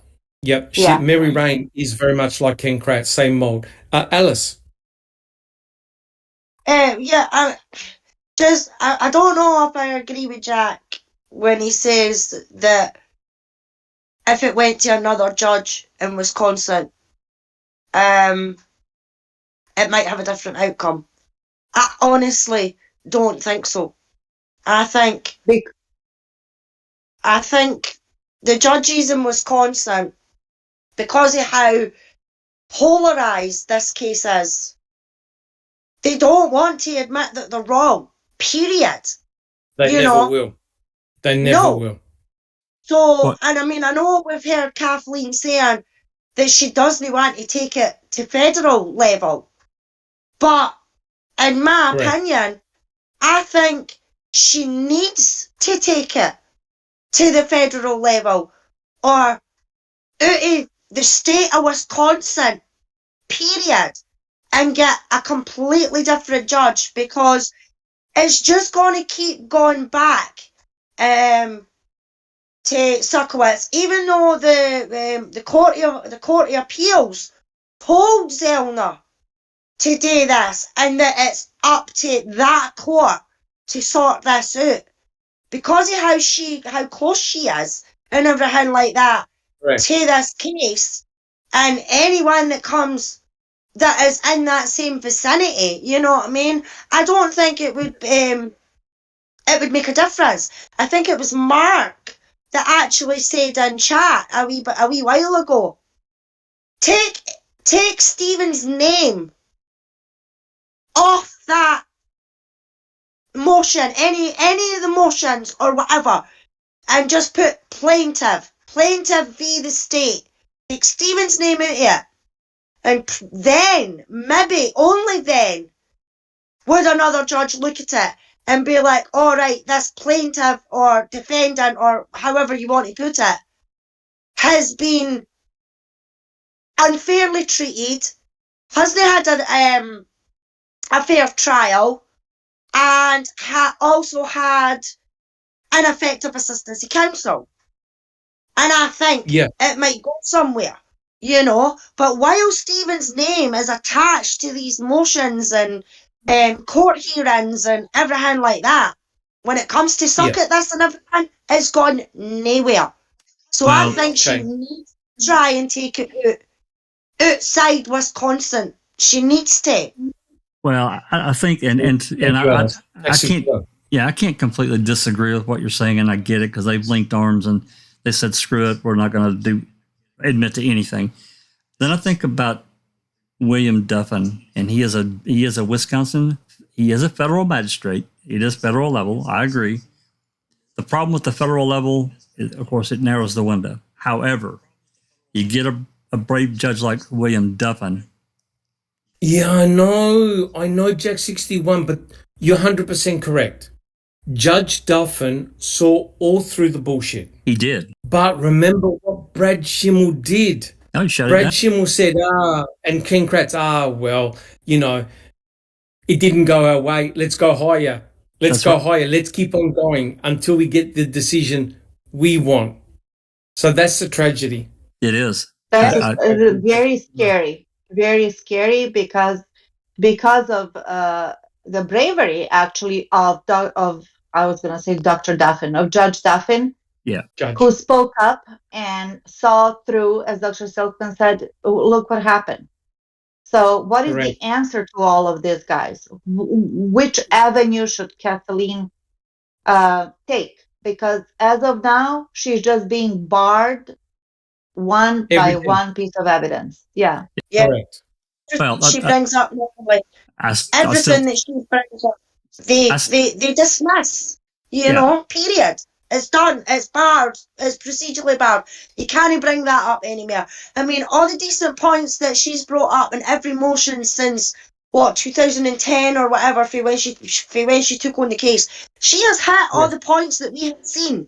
All the shadiness, all the bullshit, all the dirty tactics, everything like that. But because it is going back to the same fucking people, I mean, that is what I find bizarre in your whole fucking court system. It's an echo chamber. That's right. It's an echo chamber. You get the same response back.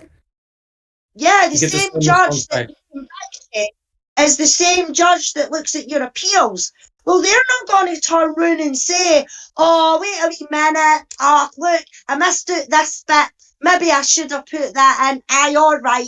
We'll give him that one, you know. It's just never going to happen. So it needs to be a completely different set of eyes, like Judge Duffin, who isn't in that frigging state, that needs to look at this. And I think it's the only way Kathleen is going to get anywhere. But as you say, Doc, when you take it to that level, or I think it was Jack that says when you take it to that next level, that leaves less levels to go to. It's a very narrow window to fight in. Very narrow. Exactly. Yeah, Jack. Correct. Yeah, and I completely agree with you on that. But I don't think she is going to get anywhere with these Wisconsin courts. She needs to try and find somebody.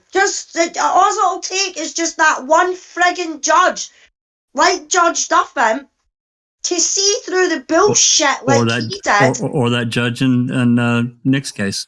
It says, wait a minute. Hold up a minute. Exactly, Jack. Exactly. But that's never going to happen. We suck at this. It's never going to happen. And I dread to think what bullshit that they're going to come out with in this new brief that they're going to put in the response to what Kathleen's just put in. Correct. And, the scary thing is, before we start the chapter, it is, because I've seen a lot of discussion in chat, which is excellent. Imagine if that same judge, that Judge Nick Hillary, judge only, looked at Brendan Dassey's case. The judge would have said, where's your forensic evidence this kid was involved in anything? He would have had, absolutely. He would have had a stroke on them, no doubt about it. I'm telling you, this judge would have looked at the forensic evidence and the evidence against Brendan, and the judge would have said, go back home to your mum. No question. Because that's exactly what he did with Nick Hillary, right? The judge looked at everything, all the forensic evidence against Nick and said, I cannot place him there. The judge would have said, I cannot place Brendan with Teresa Halbach anywhere. There's nothing to tie him to anything except words. And when the judge would have looked at the interrogation methods used by Fassbender and Wiegert, the judge would have been scathing on the investigator saying, what the fuck are you doing to this 16-year-old kid? Can't you tell he knows nothing? Check 61. Even after, in Nick's case, that state prosecutor took over and he tried that little trick he did with that true allele bullshit. You remember that? Yes, correct. And the judge says, no, that's not going to work. That's correct. But you see, with Brendan, as we know, guys, there's no DNA evidence at all. None. No. None. How the hell can you murder someone in such a brutal manner and not leave any forensic clues? Whereas, right, Neverly, right, Alice, with all those serial killers, they left plenty of clues, right? All they had to do was accumulate the right DNA samples and boom, they got done for murders that were committed 10, 15 years ago. Bang, they were gone. All they needed to do is to get the DNA from, and I think on one of the killers, the BTK, they got the daughter's DNA, right? They got the daughter, and wait, you know how they got the daughter's DNA? From her pap smear, right? So when they did the allele matches, they said, oh my God, half the alleles match what happened at the crime scenes, which means that she was related to the BTK killer who was her father, right? So that's why it really pisses me off that, guys, we can solve this murder. The clues are there. Redo A23. Look at the flashcard again. There's DNA there that no one knows where it's from. Have a look at CX, right? The answers are there. If other cases can be solved through the use of DNA, why can't this one? Run those 8 sets of latent prints through the APIS. Correct. All right, guys. So now this is a beautiful interlude to our next chapter. I'm sorry, guys. We're at a 2-hour prelude to the chapter, but the discussion was excellent. Give me just 1 second, Doc, and I'll get it pulled up. No worries. So, guys, Neverly will commence reading. Sorry, Neverly, for taking so long. No, don't worry. Chapter 26, which is called Fantasy Life, if you're following it in John Ferak's book, right? And this is the first time I really heard of Anne Walbert Burgess. I had no idea who she was. Right, we'll just wait for Jack 61 to put up the slide. Okay. But I do agree with people in chat. The case can be solved if they want to. And I'm afraid I agree with Ruth. They do not want to solve this case. Neverly, would you like to start our reading? Yes, boss. Chapter 26. Chapter 26, Fantasy Life. Anne Walbert Burgess, PhD, has co-authored 24 books, 30 book chapters, and more than 160 peer-reviewed articles. She teamed up with internationally noted FBI profiler John Douglas and Robert Ressler to co-author the book Sexual Homicide Patterns and Motives. It was her research on that book in particular that gave her a window into the mind of a murderer whose mind is fried by constant visual images of violent, X-rated pornography. Right, did you note that? So yes. These are not just fly-by-nighters, right? These are the guys that went and interviewed those serial killers. They're the ones that actually wrote the protocols for the FBI, right? And Kathleen Zellner employed Anne to have a look at the case. Okay, which is brilliant. Going. Yeah. Yep, brilliant.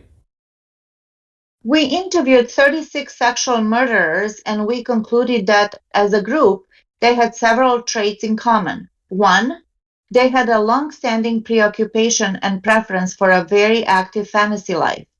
Two, they were preoccupied with violent, sexualized thoughts and fantasies. In my opinion, in reviewing Mr. Hunt's affidavits, the obvious preoccupation with violent pornography, which includes torturing young females and dismembering and or mutilating female bodies, over time will result in a justification for killing. Did you note that? Justification for killing. Mm-hmm. Does anyone want to make a comment on that? At least Kratz and Zellner agree on the motive. That's one thing that they agree on, that it was sexually motivated by rejection. Yeah, by rejection, that's what she said.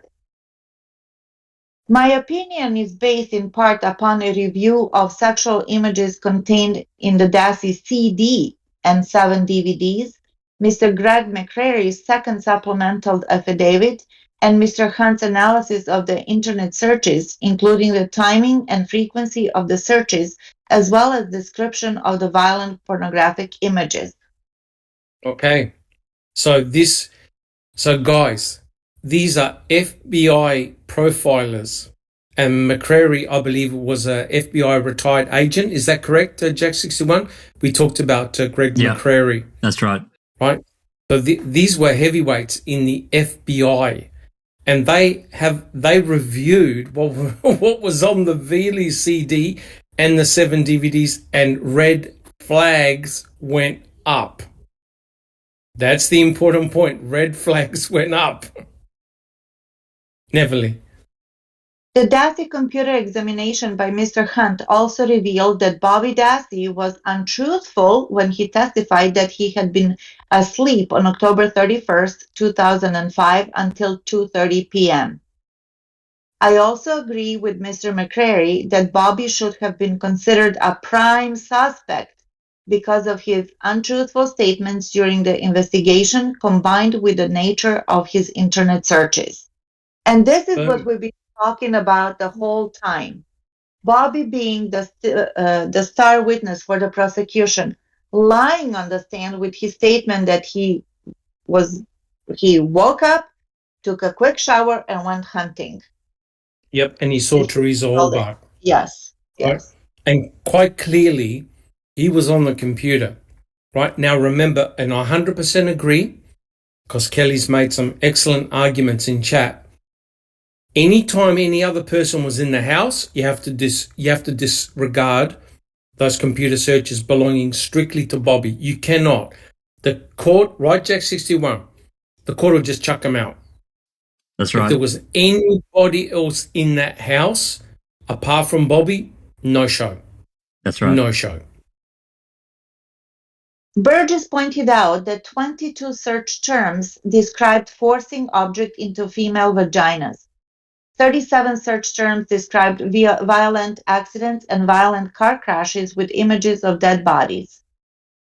13 searches for drowned, dead, and deceased female bodies. 65 searches for describing the infliction of violence on females, including fisting and images of female experiencing pain. So, you have to admit, this is not a casual search for non-violent erotica, right? They normal people are naturally curious, right? This is extreme, as far as I'm concerned, extreme. Further, Mr. Hunt determined that 562 of the searches were performed on 10 weekdays. Mr. Hunt described folders created on the Dassey computer entitled Teresa Hallbach, Stephen Avery, and DNA. And that, we think that it's still a mystery how it got there. Correct? Exactly right. Exactly right. When were they put there? Because Jack 61, correct me if I'm wrong, but there was no metadata associated with those folders. That's Teresa right. Hallbach, Stephen Avery, and DNA. That's right, because it was found in unallocated space on the hard drive, so there's no dating, no timing, because your computer, it's all about timing, but in that unallocated space there is no timing. It's just like a cloud. It's nothing there to associate when it was added. Correct. Interesting. The searches speak to the compulsive nature of the offender, specifically the sadism, as the fantasy life translates into the compulsion to act out the sadistic fantasy, example, a sexual homicide, Dr. Burgess said. Mm-hmm. A person obsessed with violence is more likely to commit a murder than someone not so obsessed. And that's a crucial point, because remember, these FBI profilers were talking and interviewing the serial killers, and they were trying to find common elements between all of them. And I'll tell you what, some of the things that the serial killers got up to was bizarre. And the BTK killer, they discovered that, and he even admitted he was into now let me get this right, auto asphyxiation eroticism. Right? Basically, he was choking himself while he was pleasuring himself. Right? He put a rope around his neck, tied it to a door, and was pleasuring himself to the point where he nearly passed out. And he dressed in women's clothing as well. Jack 61. What the hell's going on? That's that's a thing. Damn. So I don't know what else to add to that. Damn. Yep. Here's what Dr. Burgess informed the court regarding the computer disk that Kratz chose to hide from Strang and Buting back in 2006. The images on the CD also contain blindfolded and bound girls, dismembered bodies, and bestiality. All of these images display a fascination with dominance, control, and mutilation, which is characteristic of many sexual homicides. The mutilation of Miss Holbach's body is consistent with the fascination with the morbid images found on the Dassey computer of dead and dismembered human bodies.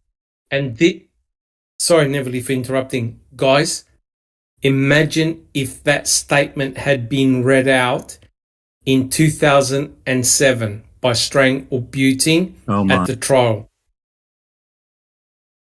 Now you understand why Fassbender held on to the Velie CD, and now you understand why Kratz did not want any of that information out.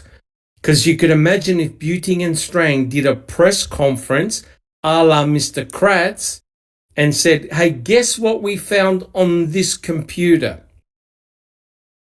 Would the outcome of the trial been any different? I think it could well have been. Right?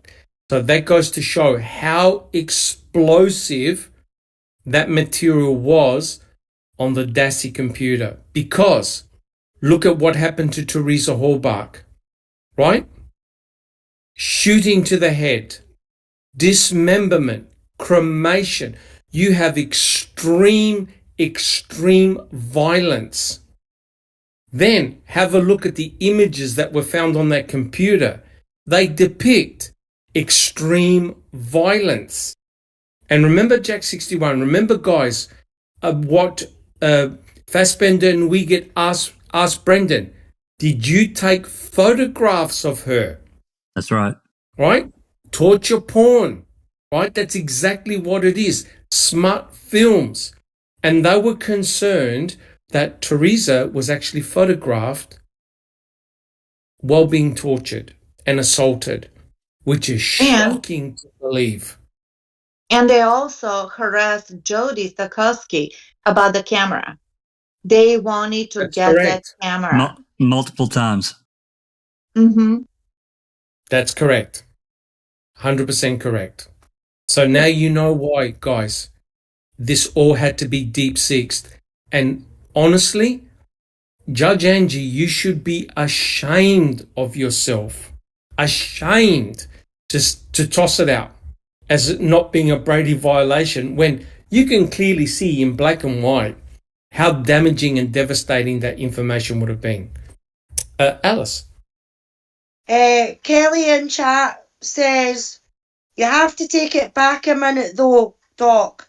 I'll tell you why. If this was presented and included in the Denny and was still denied, they then would not be able to use it. You guys are missing a step. Oh, look, there's no... The way this would have had and could have changed the outcome of it was heard in the discovery and was allowed in Denny. If Denny still was not welcome in, it's the same outcome we are now. Oh, look, there's no doubt. And none of us, apart from, I don't recall, have a legal background. Now, we're only laypersons in the legal aspects. And I do apologize for people in the law community who are listening to our podcast, probably laughing, going, what the hell are those idiots talking about? We don't know the legal steps. And you're correct. Things to us appear black and white, like, hey, how come this wasn't allowed? How come this wasn't put in? But I understand from a legal perspective, it's got to be done strategically. Because as Kelly pointed out, things can be tossed out. But what is interesting, and back me up, guys, the court told Kathleen Zellner exactly what to write in her next filing, correct? That's right. The Court of Appeals told her what she could use. That's right. They told her what she could use, and that's exactly what Kathleen Zellner did. And that's why she targeted Bobby. Bobby had done the whole lot, everything, right? So he has all the prongs of a Denny suspect, all of them, right? And I know that the judge and apparently the court are going to write a response. Is that correct? They're going to write a response by December the 1st, I believe. They're going to rip it to shreds. Oh, yeah. They'll rip it to shreds. They'll rip the porn searches to shreds. They'll rip Tom Sawinski to shreds. They'll rip it to pieces. But Kathleen Zellner was strategic. She never mentioned law enforcement. She only mentioned Bobby Dassey because she knew as soon as she mentioned somebody else, it would have been tossed in the bin. Right, guys? She had no choice. That's right. Okay. Would you like to continue, Neverly? Yes. Dr. Burgess has been recognized by courts as an expert witness on child pornography, crime classification, offender typology, rape victims, rape trauma, and serial offenders. All of the opinions offered within this affidavit are based upon a reasonable degree of scientific certainty in the field of psychiatric nursing, she said. Dr. Burgess has been a professor of psychiatric nursing at Boston University since 2001. I have also reviewed Stephen Avery's second supplemental affidavit in which he describes Bobby commenting on Teresa Halbach after each appointment that she had at the Avery salvage yard. Specifically, Mr. Avery says that Bobby would say, "I see that your girlfriend was here again." Since Bobby was never present when Miss Halbach was on the property, Mr. Avery concluded that he must have been watching her from a window. Yep. Clearly, Yes. Bobby had developed an unhealthy obsession with Miss Halbach. It is also significant that Bobby has always maintained that he did not know that Miss Halbach was coming to the property. But there is a conflicting report from the Wisconsin Public Defender Office dated November 23rd, 2005, in which Bobby admitted that he knew Miss Halbach was coming to the property that day. Well, does anyone want to make any comments about that? Well, Bobby knew. there was a Bobby phone knew call at 11:43 a.m. Well, Bobby claims that he was sleeping and maybe he was nodding off, maybe he wasn't. We don't know, but it's possible that he has heard that phone call that she's trying to get to the property. That's a possibility. But also remember what Stephen said to Bobby. Hey, charge up the battery, make sure that the battery's working. And Bobby would have not what? Yeah, Bobby would have known, Jack 61, that someone was coming to photograph the van, because it's his mum's van. I was actually just thinking of that statement you just talked about, Stephen saying that to Bobby about charging the battery up. Correct. So he must have been aware that somebody at least was coming to photograph the van. And Teresa Horbach had been at the property, I think 5 or 6 other times, taking photographs of vehicles, boats, I think as well. So the fact that Bobby Dassey had made that comment to Stephen, "Oh, your girlfriend's coming again," very interesting, right? But the fact that there's a report saying Bobby knew Teresa Horbach was coming to the property, and guys, I'm sorry, but this is another man miracle, as Big Jeff used to say. As he woke up, as Bobby Dassey woke up, who was out there taking photographs of the van? Teresa Horbach. Now, was that a coincidence or it just happened to be? What do you reckon, guys? Just another coincidence? Another man miracle. Another miracle. Correct. All right. Neville, would you like to continue? Sure. From her perspective, what was not recovered from Bobby Dassey's home computer during the police investigation into Teresa's murder case is just as important, if not more striking, than what authorities and computer forensic experts did actually find. The Dassey computer examination by Mr. Hunt revealed 8 significant periods of deletions related to the times that Ms. Horbach visited the Avery property, Burgess said. It is not a new rule. An organized offender would try to cover up his fantasies by deleting files from a computer. Furthermore, I agree with Mr. McCrary that it is highly significant in any investigation if there is an attempt to delete or destroy records. Clearly, the person deleting or destroying records has to be considered as a suspect in any homicide investigation. Right. It's now, logical. Now, let me go around the panel. Yes or no? Alice, was Bobby Dassey ever considered a suspect? Yes or no? No. I don't recall. No. Susan?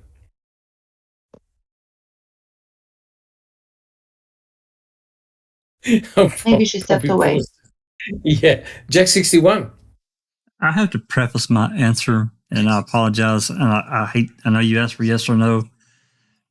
Personally, I think that he probably was in a private matter, but publicly, no. Correct. Thank you, Jack 61. Neville? I second what Jack said. They probably freaked out. That's why they hid the DVDs and the CD and made him into a star witness. But to answer your question, no. Yes. Well, and interesting that Kelly said he actually was. He actually was considered. But not publicly. Doc and everyone, I think about that interview on November 9th that Jinx was finally able to get us and how they conducted themselves. It's very strange. Oh, it's ridiculous. It is. Ridiculous.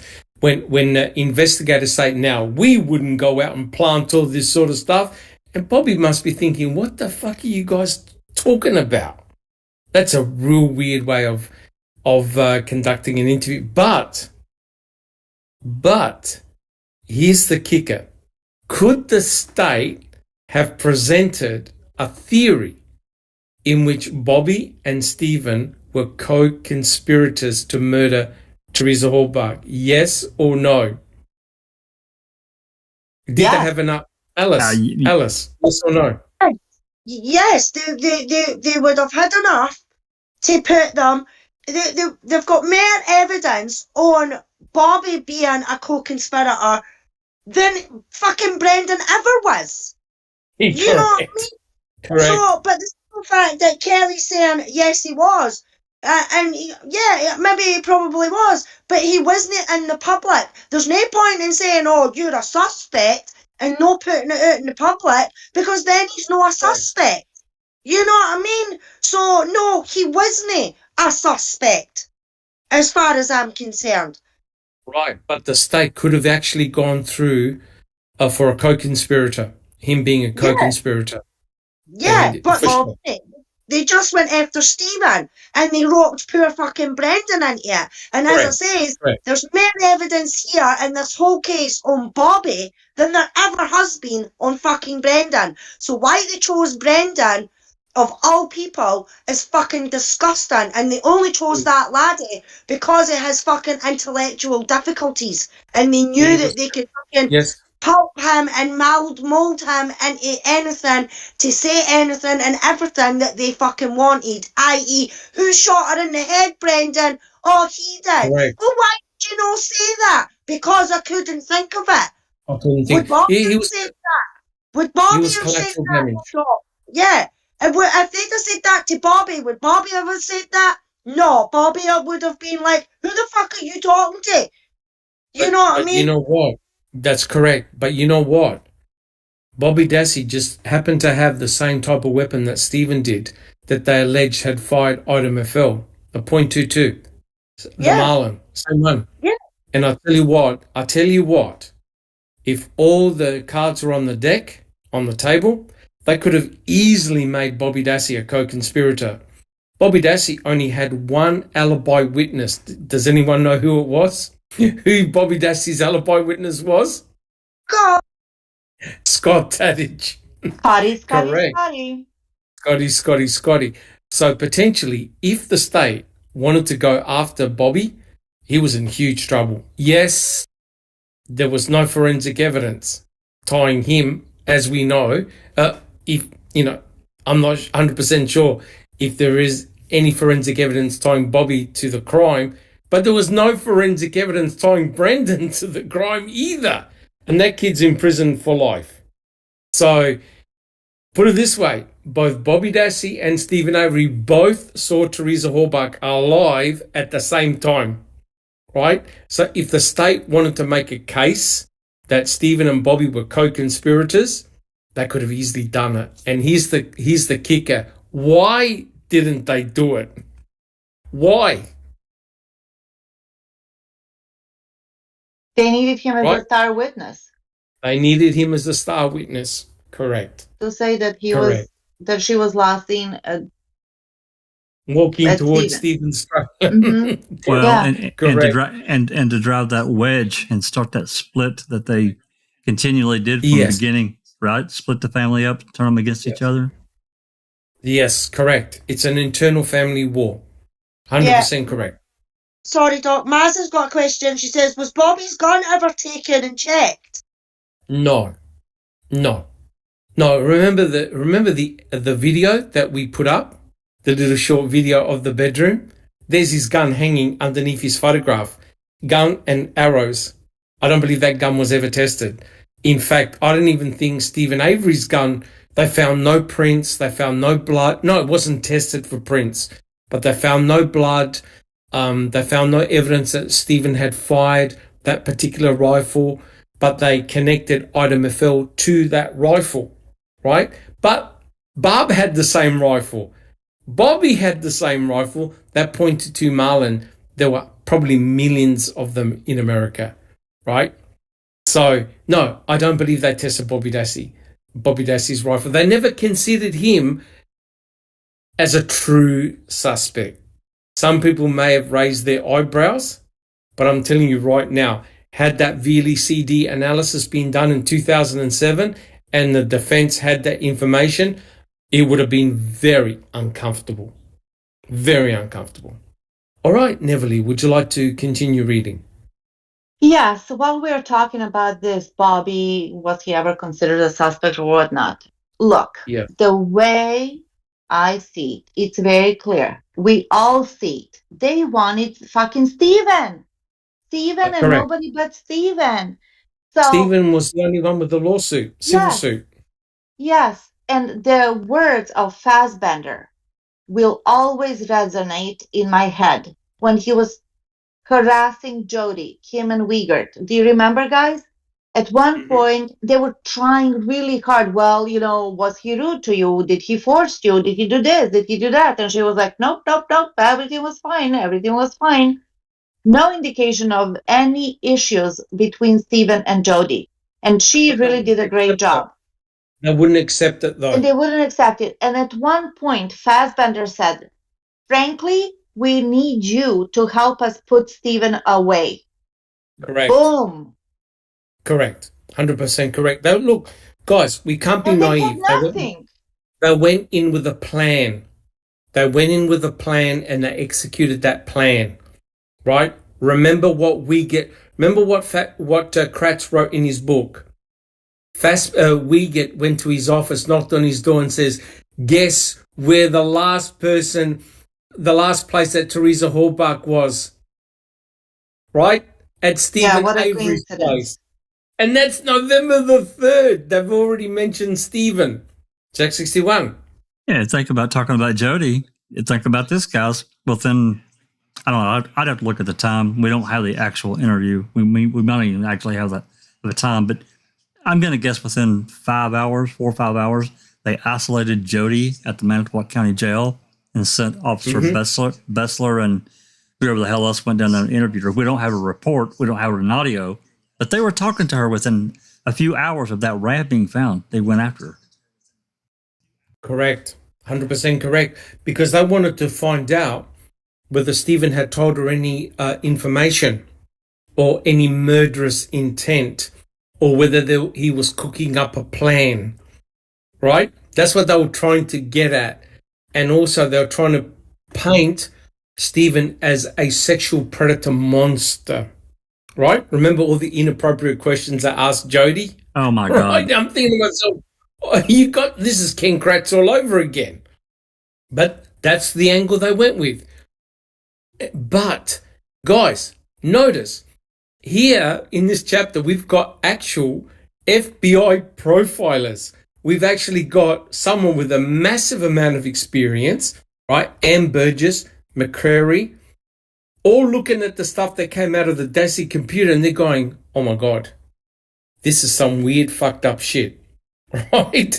And these are profilers that have spoken to, I think, 33 or 35 serial killers involved in sexual homicides, so they know what to look for.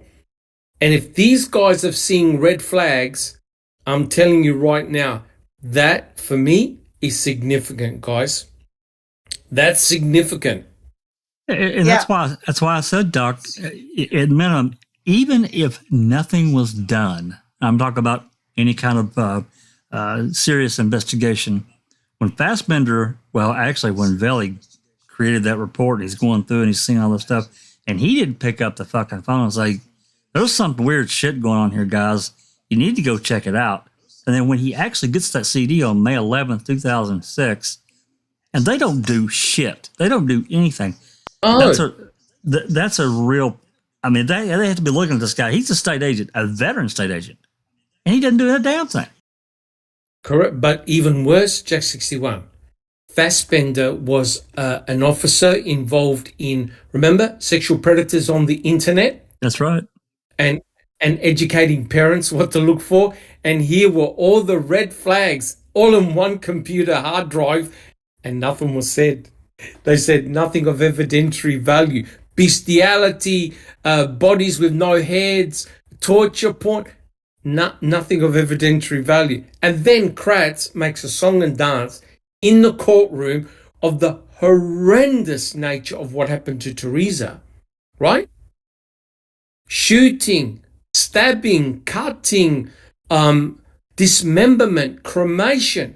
Boom, you've got a pattern match what's on that computer. Not a word was said. Not a word was said. And you know, Jack 61 and everybody on the panel, right? Had that been on Stephen's computer, I'm telling you, they would have case over. The hordes would have come down to the Avery salvage yard and burnt the place down. Absolutely. Had that material been on Stephen's computer, he was dead. He wouldn't have even made it to court. The whole place would have burnt. And yet, because this information was on the Dassey computer, they deep-sixed it. Alice? The same thing happened in Luke Mitchell's case, Doc. They went, the Lothian and Borders Police spent 30 grand, if no more, flying over to America to go to the FBI to get them to look through their investigation, their paperwork, their everything like that, to get a fresh set of eyes on who killed Jodie or who could have possibly have killed Jodie. Yes. And they told them that it was a lust sort of killing.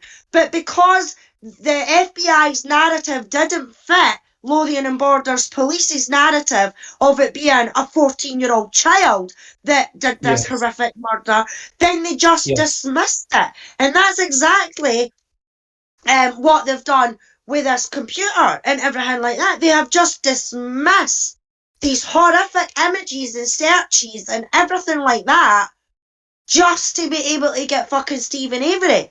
And as you say, Fassbender worked on sex crimes. Correct. You know what I mean? Correct. So these things should have been eye poppers, lights going off, fucking parties going off, and you see the holy shit, this is what it should be, you know? And Maz says in chat as well, she's like, don't forget, Judge Willis issued a new warrant for Jodie's arrest on the 30th, not knowing that she was already in the jail, which means she couldn't have been an alibi for Stephen. You know what I mean? Correct. Yeah. Correct. And you see, guys, let's think about it. The fact that Jodie phoned Stephen twice at crucial times during the 31st, that would have spooked them. They would have thought, what the hell happened? Because it means that Stephen either was a multitask killer, which according to Ken Kratz, he was, or he didn't do anything for 30 minutes and he lost control of the crime scene. Correct, guys?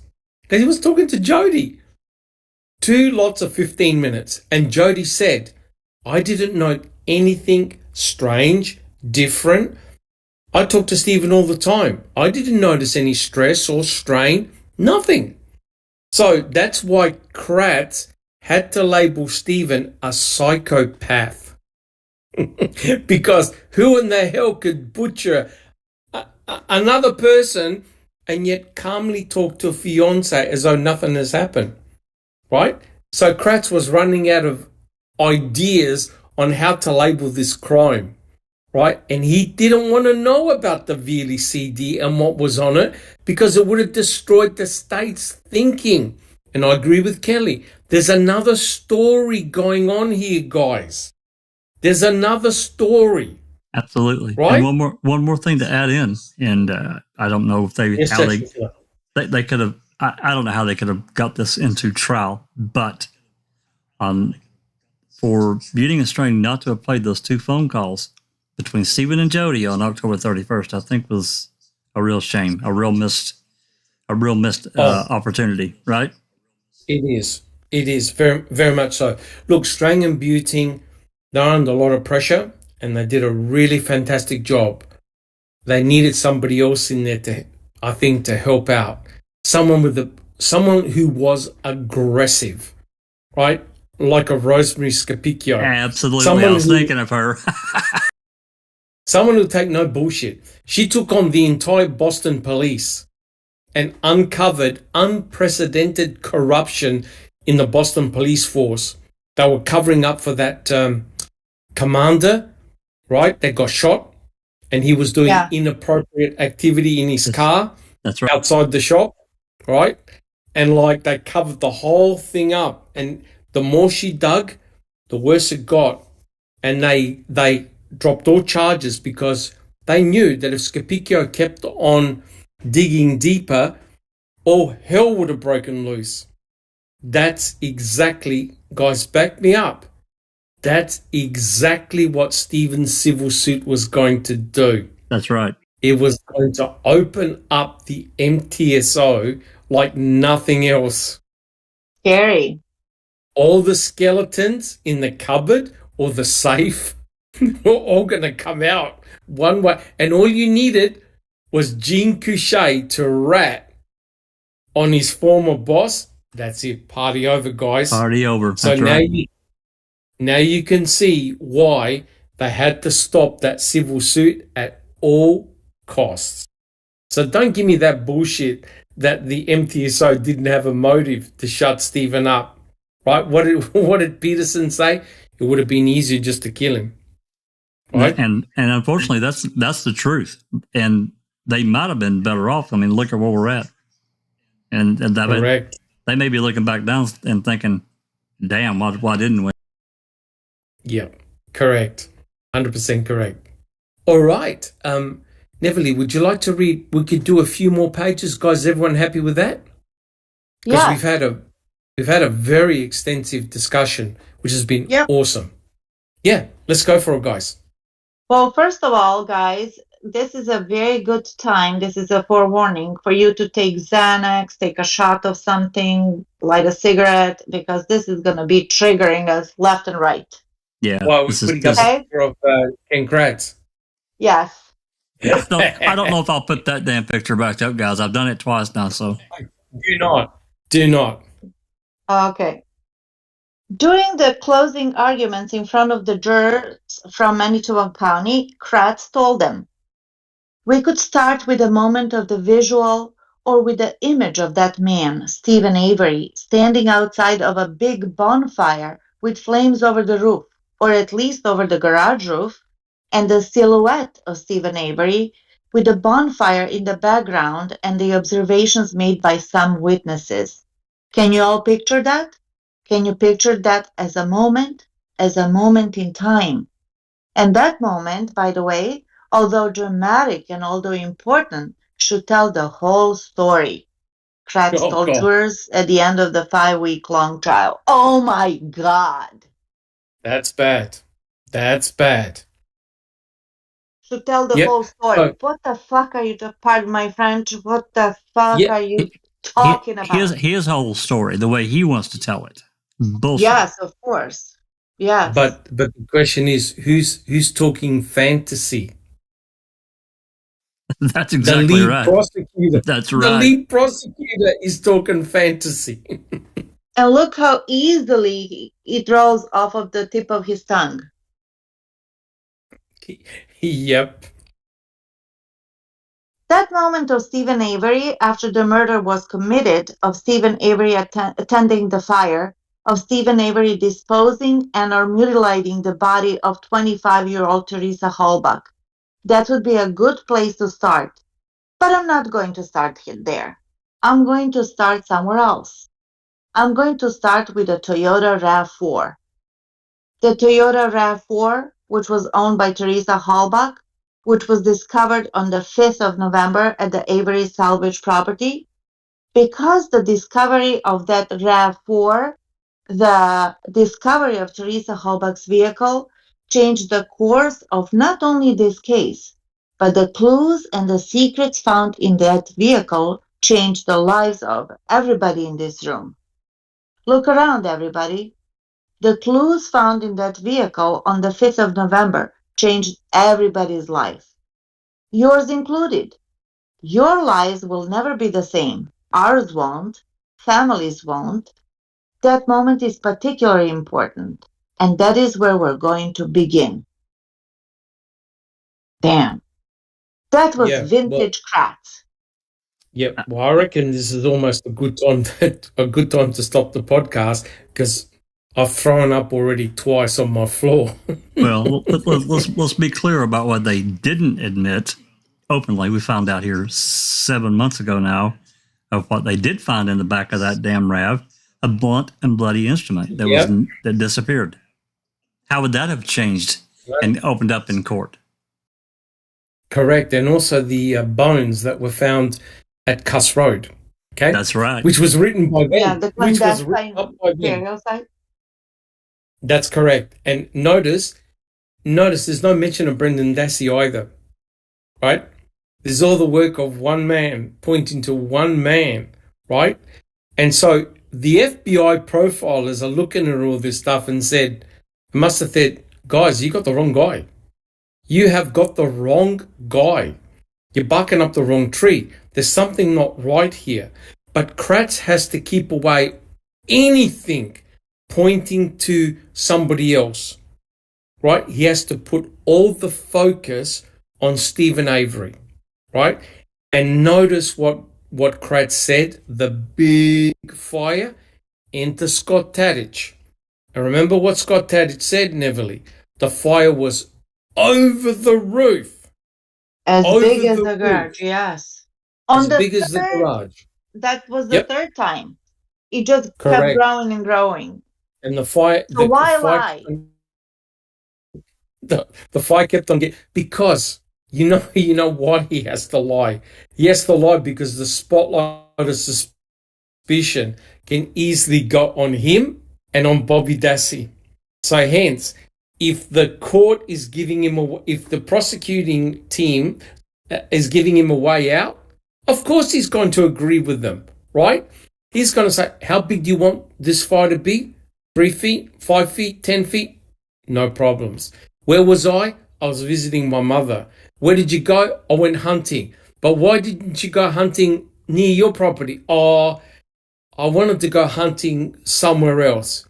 And Bobby hunted behind my premise. So notice what they're doing. I'm not accusing them of having done anything. Jack 61, what they're doing, and everyone is deflecting. Don't look at me. Look at them. That's right. Right? And then we got the phone. Then we got the phone call. We got the phone call between Stephen, his sister, and Scott when he picks up the phone. I will bury you, is what he said to Stephen, his own fucking brother-in-law. I will bury you. Right? And Barb said, you want a dead sister? So I'm telling you right now, there's some weird shit going on that we don't know about, right? And so we don't know the whole picture, right? We don't know the whole picture. And Kel, the only person who's not... I was just going to say, and Kel said it, that there's a whole other story that we're unaware of, and I believe that. Yes, correct. And Neverly, did you have a comment? Yes, Maz actually brought up a really good point, and I would like to remind everybody what Kratz said, that one man and one man only murdered Teresa. Yet, Correct. They charged 2 people, and both of them are in prison with 2 timelines. 2 timelines, 2 different murder scenarios. 2 different, yes. 2 different places, yes. Correct. So in one case, she was dead in the bedroom. In the other case, she was dead in the garage. That's right. And so all the cutting, all the stabbing, there was no blood anywhere. Right? So this is truly another man miracle, right? So what the state are trying to present is so stupid, so ridiculous. I'm confident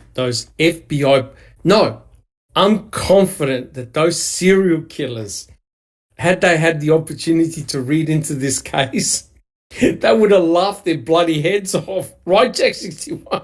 They would have said, you're fucking joking, right? That's right. You're getting bullshit. They went to the serial killers and said, what do you think about that scenario? Remember what Neverly said? What do you think about that scenario that serial killer said? He goes, they're lying to you. That's right. They're lying to you, right? And a lot of the serial killers say, I didn't kill that person. And they got forensic evidence absolutely everywhere. So some of them are very proud of what they've done. They've got no compassion. They said it like reading a comic. That's what I couldn't believe. Remember Neverly, the BTK killer. He took 3 days, I think it was, in court and blabbed nonstop. Right? I did this. You don't see it in the Stephen Avery, Brendan Dassey. You got no one bragging, no one saying anything, right? No one's admitting to anything. Very unlike these other hardcore killers. And just one thing, the BTK killer, I believe, had 10 years between killing events, right? He disappeared, right? And the press were writing, oh, he's gone, don't worry, he's probably dead. And he came back. He came back to taunt them, right? So again, expect the unexpected in this case. It's far from finished. And I agree with Kelly. There's another story going on. There's another story going on that's being suppressed and deep seeks. And we've talked about this before. I'm very concerned about Chuck Avery. I was just going to say that. Absolutely. And of course, there's another story going on because Stephen and Brenda are innocent. They didn't do it. So if she's dead, somebody killed her. If all of this happened. So it's not like, it's easy to say that. Of course, there's another story going on because this is not it.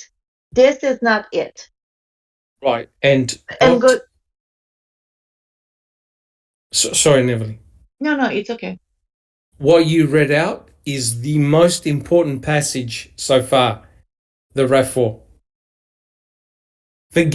Forget about anything else. The RAV4 is the crime scene. It is. Right? Because that's the only place, right, Jack 61? That's right. That's the only place where you've got both samples of blood. Stephen's and Teresa's. The only place, nowhere else. So the RAV4 is the crucible where the whole case is built.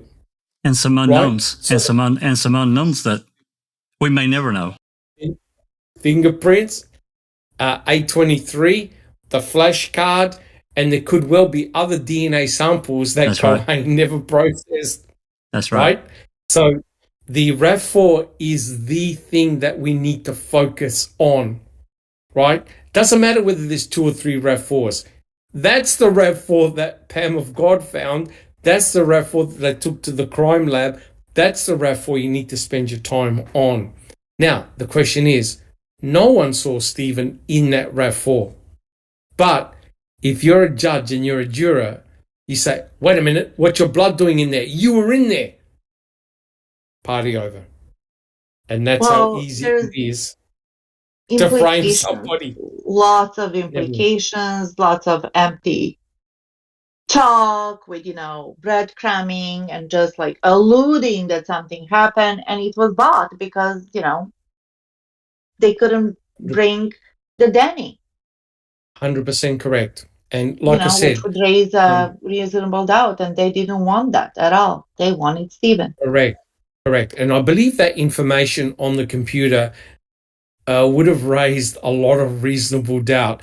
And as Kelly alluded to and others, there's another story going on here, a parallel story that the state don't want you to even go to, right? Well, look, guys, I think we've gone for close to 3 hours or something like that. How long have we gone for, Jack 61? Approaching 3 hours? Let's see. Yeah. Yes. Approaching it, Doc, yeah.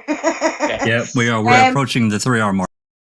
Yeah. And I reckon that's enough because we've covered a hell of a lot. And we have. This chapter's a very important one. But, guys, can you see how everything is coming together really, really nicely with the open mics that Jack 61 is doing, right? Looking at the 1985 case with the crime theory exchange where they're looking at all the major players involved in the 1985 case. And now we're looking at FBI profilers who have talked to serial killers who have committed sexual murders, and they're all raising red flags regarding what's on that computer, right? So it's all coming to a nice crescendo. All right, guys. Look. This would probably be a whole other new podcast in itself, Doc. But Case 10 and Crockett, both in chat, are like, why Chuck? Doc, what am I missing? Oh my. So, Where to begin? Brief summary if you could, or else we could do it in another podcast. Well, in actual fact, we actually covered Chuck Avery and all his misdemeanors and his sins. And I remember Kelly, I also went through CASO as well. And the number one person that kept on being mentioned as a potential killer was Chuck. He had more votes than anybody else. And Chuck Avery, where he was situated, was exactly where Teresa would have had to have come in and had to have come out. And he could have easily encountered her on the way out and stopped her. Right? Dr. Silkman. And yes. There's 47 people in the chat. They don't want us to go. They said, we have an hour, let's do Chuck. Yeah, but that's no, we can't do Chuck because otherwise we're going to divert. But just one final point on Chuck. I know Jack 61. We read out the statements of Chuck and what he did. He fits the profile as someone who could potentially kill a female. Correct? Yeah, we read out actually. The documents that Christina and I got. We didn't release them all because it's bad. It's bad. And yeah, we did. We released a lot, and there's just. I agree with you. I'm really suspicious of Chuck. Yeah. So he was on the property on the day. He was in a prime position to see who came in and who came out. And someone actually went to the office trying to find him, and he was like 5 minutes late. He appeared flustered. And very early on, he said, if I'd heard gunshots, if there were gunshots, I would have heard them. That's right. And no one knew Teresa Horbach got shot twice, at least twice, in the skull. And in an early report, he mentioned about gunshots. And there was a rumor going around that he told somebody, we burnt the bitch. Now, it could be totally wrong, but there was a rumor going around that he had said that statement. That came from a phone call, actually, that someone said on a phone call that he had heard that. Yes, but it was hearsay. It was hearsay still. It was hearsay. Correct. And he's also the one that said he saw lights behind him. Remember when he went to And Kratz? that he would have heard the shots. He was missing when the customer came to pick up the parts. He was gone, and then he came all discombobulated. And and so he had stalking properties as well. Thank you. Of females. Stalker. He actually went to somebody's house and just stood outside, put flowers, offered money. Right. he did more than that. He did. But that we don't want to divert off into that's a whole. Well, we can do that. we can do that another time on an open mic. And I'm not sure whether it was a cadaver or the scent dog hit on his front door. Yeah. Cadaver dog. Yeah. So, yeah, it will take more than an hour to go through it. But again, guys, the scary thing is we're circling the Avery salvage yard as a possible murderer. That's the worry. We're not looking outside it, looking at other potential suspects. That's the worry. Yeah. Right? Well, that's why this chapter, once we finish it, will be very illuminating because we're getting much more clues. And at some stage, I'm going to read a chapter from the sexual homicide patterns and motives. I'll read it. We'll just read it on the channel. And that should generate some very interesting discussion. And it makes you now think, right? Because I believe it was Kelly went through CASO. I did too. And they asked the investigators, who else do you think could have done this? And Chuck Avery got, I believe, 12 votes. He got the most votes. Stephen was right down below. Right? Earl got a mention a few times. But Chuck, not saying he did anything, but they just asked people, So, yep, he's capable of doing it. Hey, when there's a will, there's a way. They wanted Stephen and they found a way. Oh, absolutely. Correct. And Chuck Avery knew that his brother bled because Chuck was with him when he went in the trailer. Right. So, anyway, that's for another day. Well, look, guys, again, I want to thank you so much. I just can't believe how fantastic and interactive the channel chat was. And I do apologize. I noticed that Crockett's there as well. I do apologize if we haven't called out your names, but the level of discussion has been fantastic, guys. Really, truly amazing. Thank you, Neverly, for reading just a couple of pages. Sorry about that. But let's go quickly around. Tell us how you're going, and we'll just a couple of comments, and then we'll close the podcast.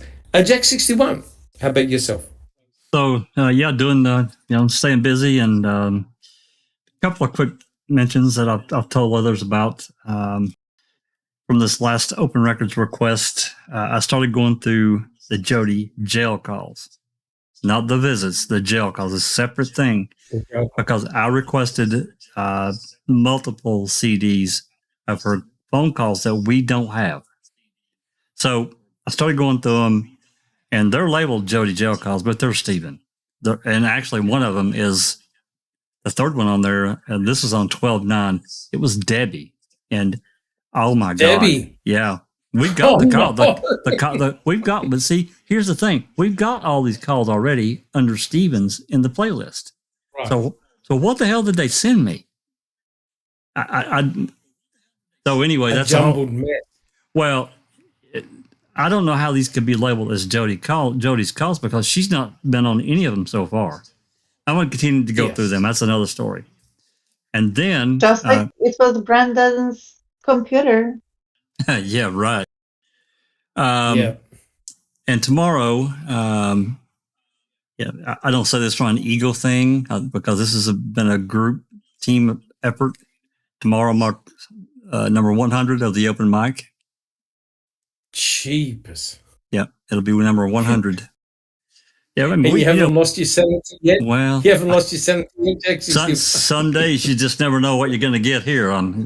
But anyway, we've been talking about the last one. We dove into Dead Strauss Part 2 of her deposition.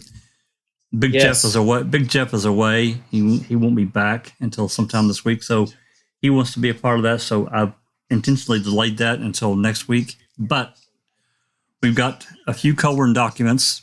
One of them is actually very interesting. It's about Brenda Schuler, the third party, which, it shouldn't take too long to get through those. So we'll go through those. And I'm going to look at this DVD tonight. Hopefully this interview works. So maybe we might have this to listen to as well. But regardless, no matter what, I was going to try to plan some big elaborate thing for the 100th, but that's just not me. It's just not. I just think we just keep doing what we're doing.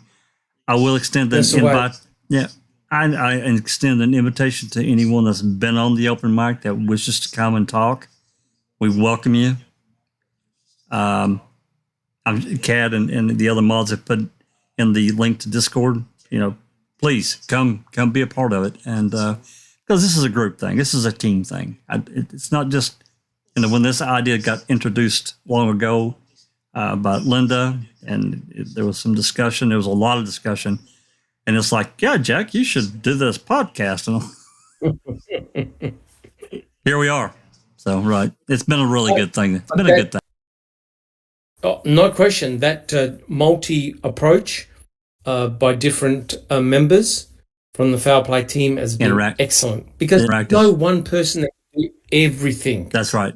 And, deep diving into the documents, looking at past history, or reading chapters from books and analyzing them. Not one person can do the whole lot. It's a massive amount of work. Huge. And the fact that we've got all these multi-talented people together on one team, it's heaven. It's heaven. It's great to be part of the team. So for sure. Yeah. 5:00 Central. We'll get started same time as today. So want to thank everyone on the panel for tonight, and certainly the live chat has been wonderful. So thanks for coming. Yes, yes. Thank you, Jack61. And Velie, what about yourself?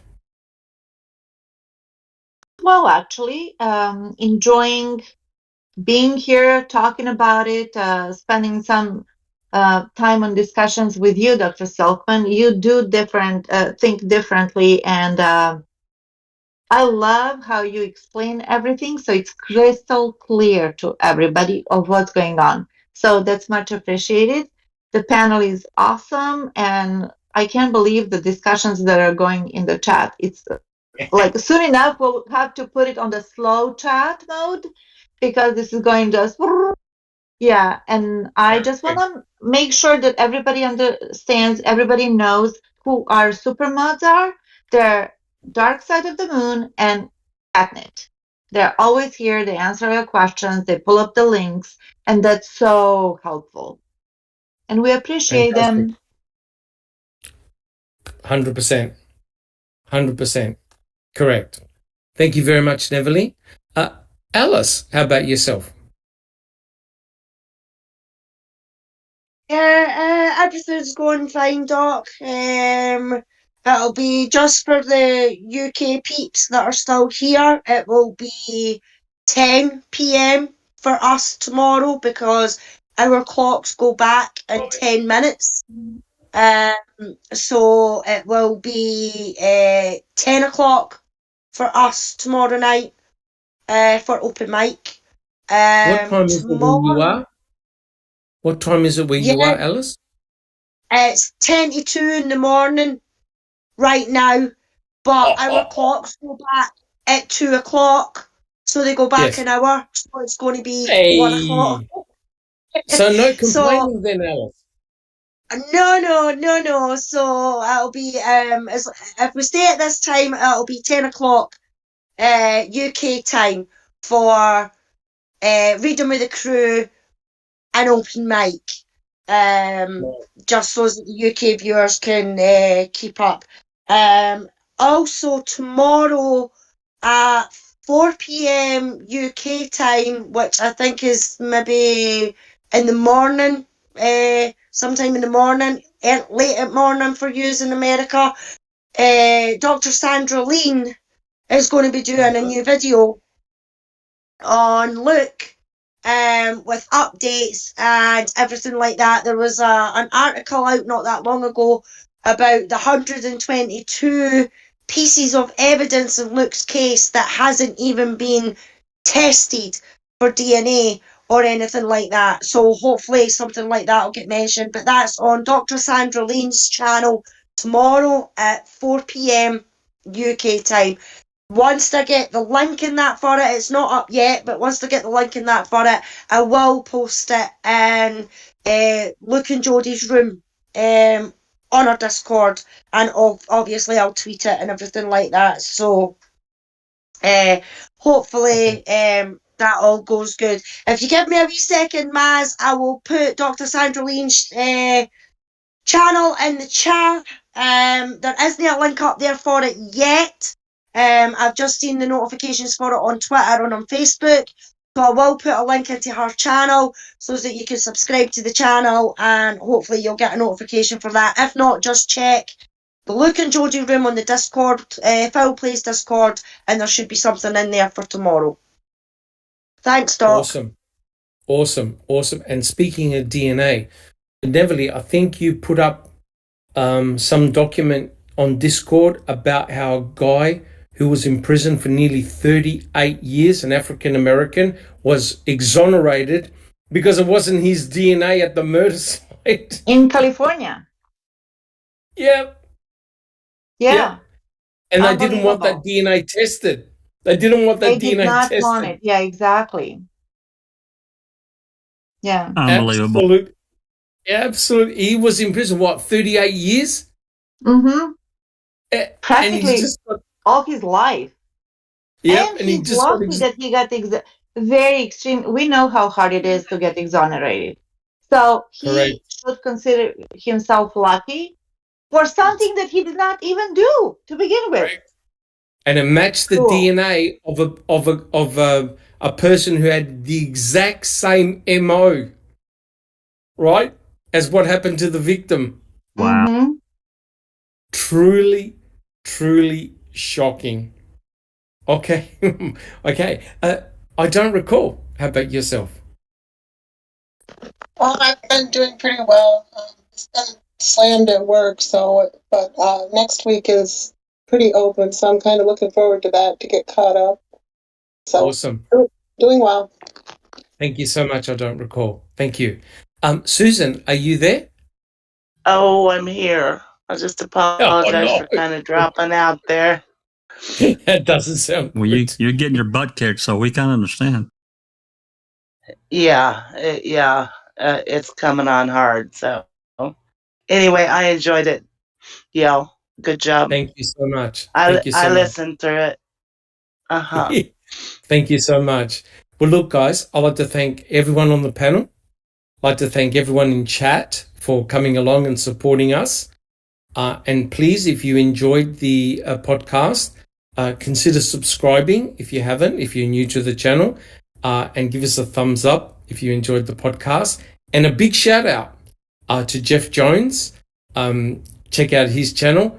Both myself and Jack61, also Kelly and Big Jeff. We're very lucky. We're on a panel and we're looking at MAM 2, and that's going really, really well. The discussions are really good.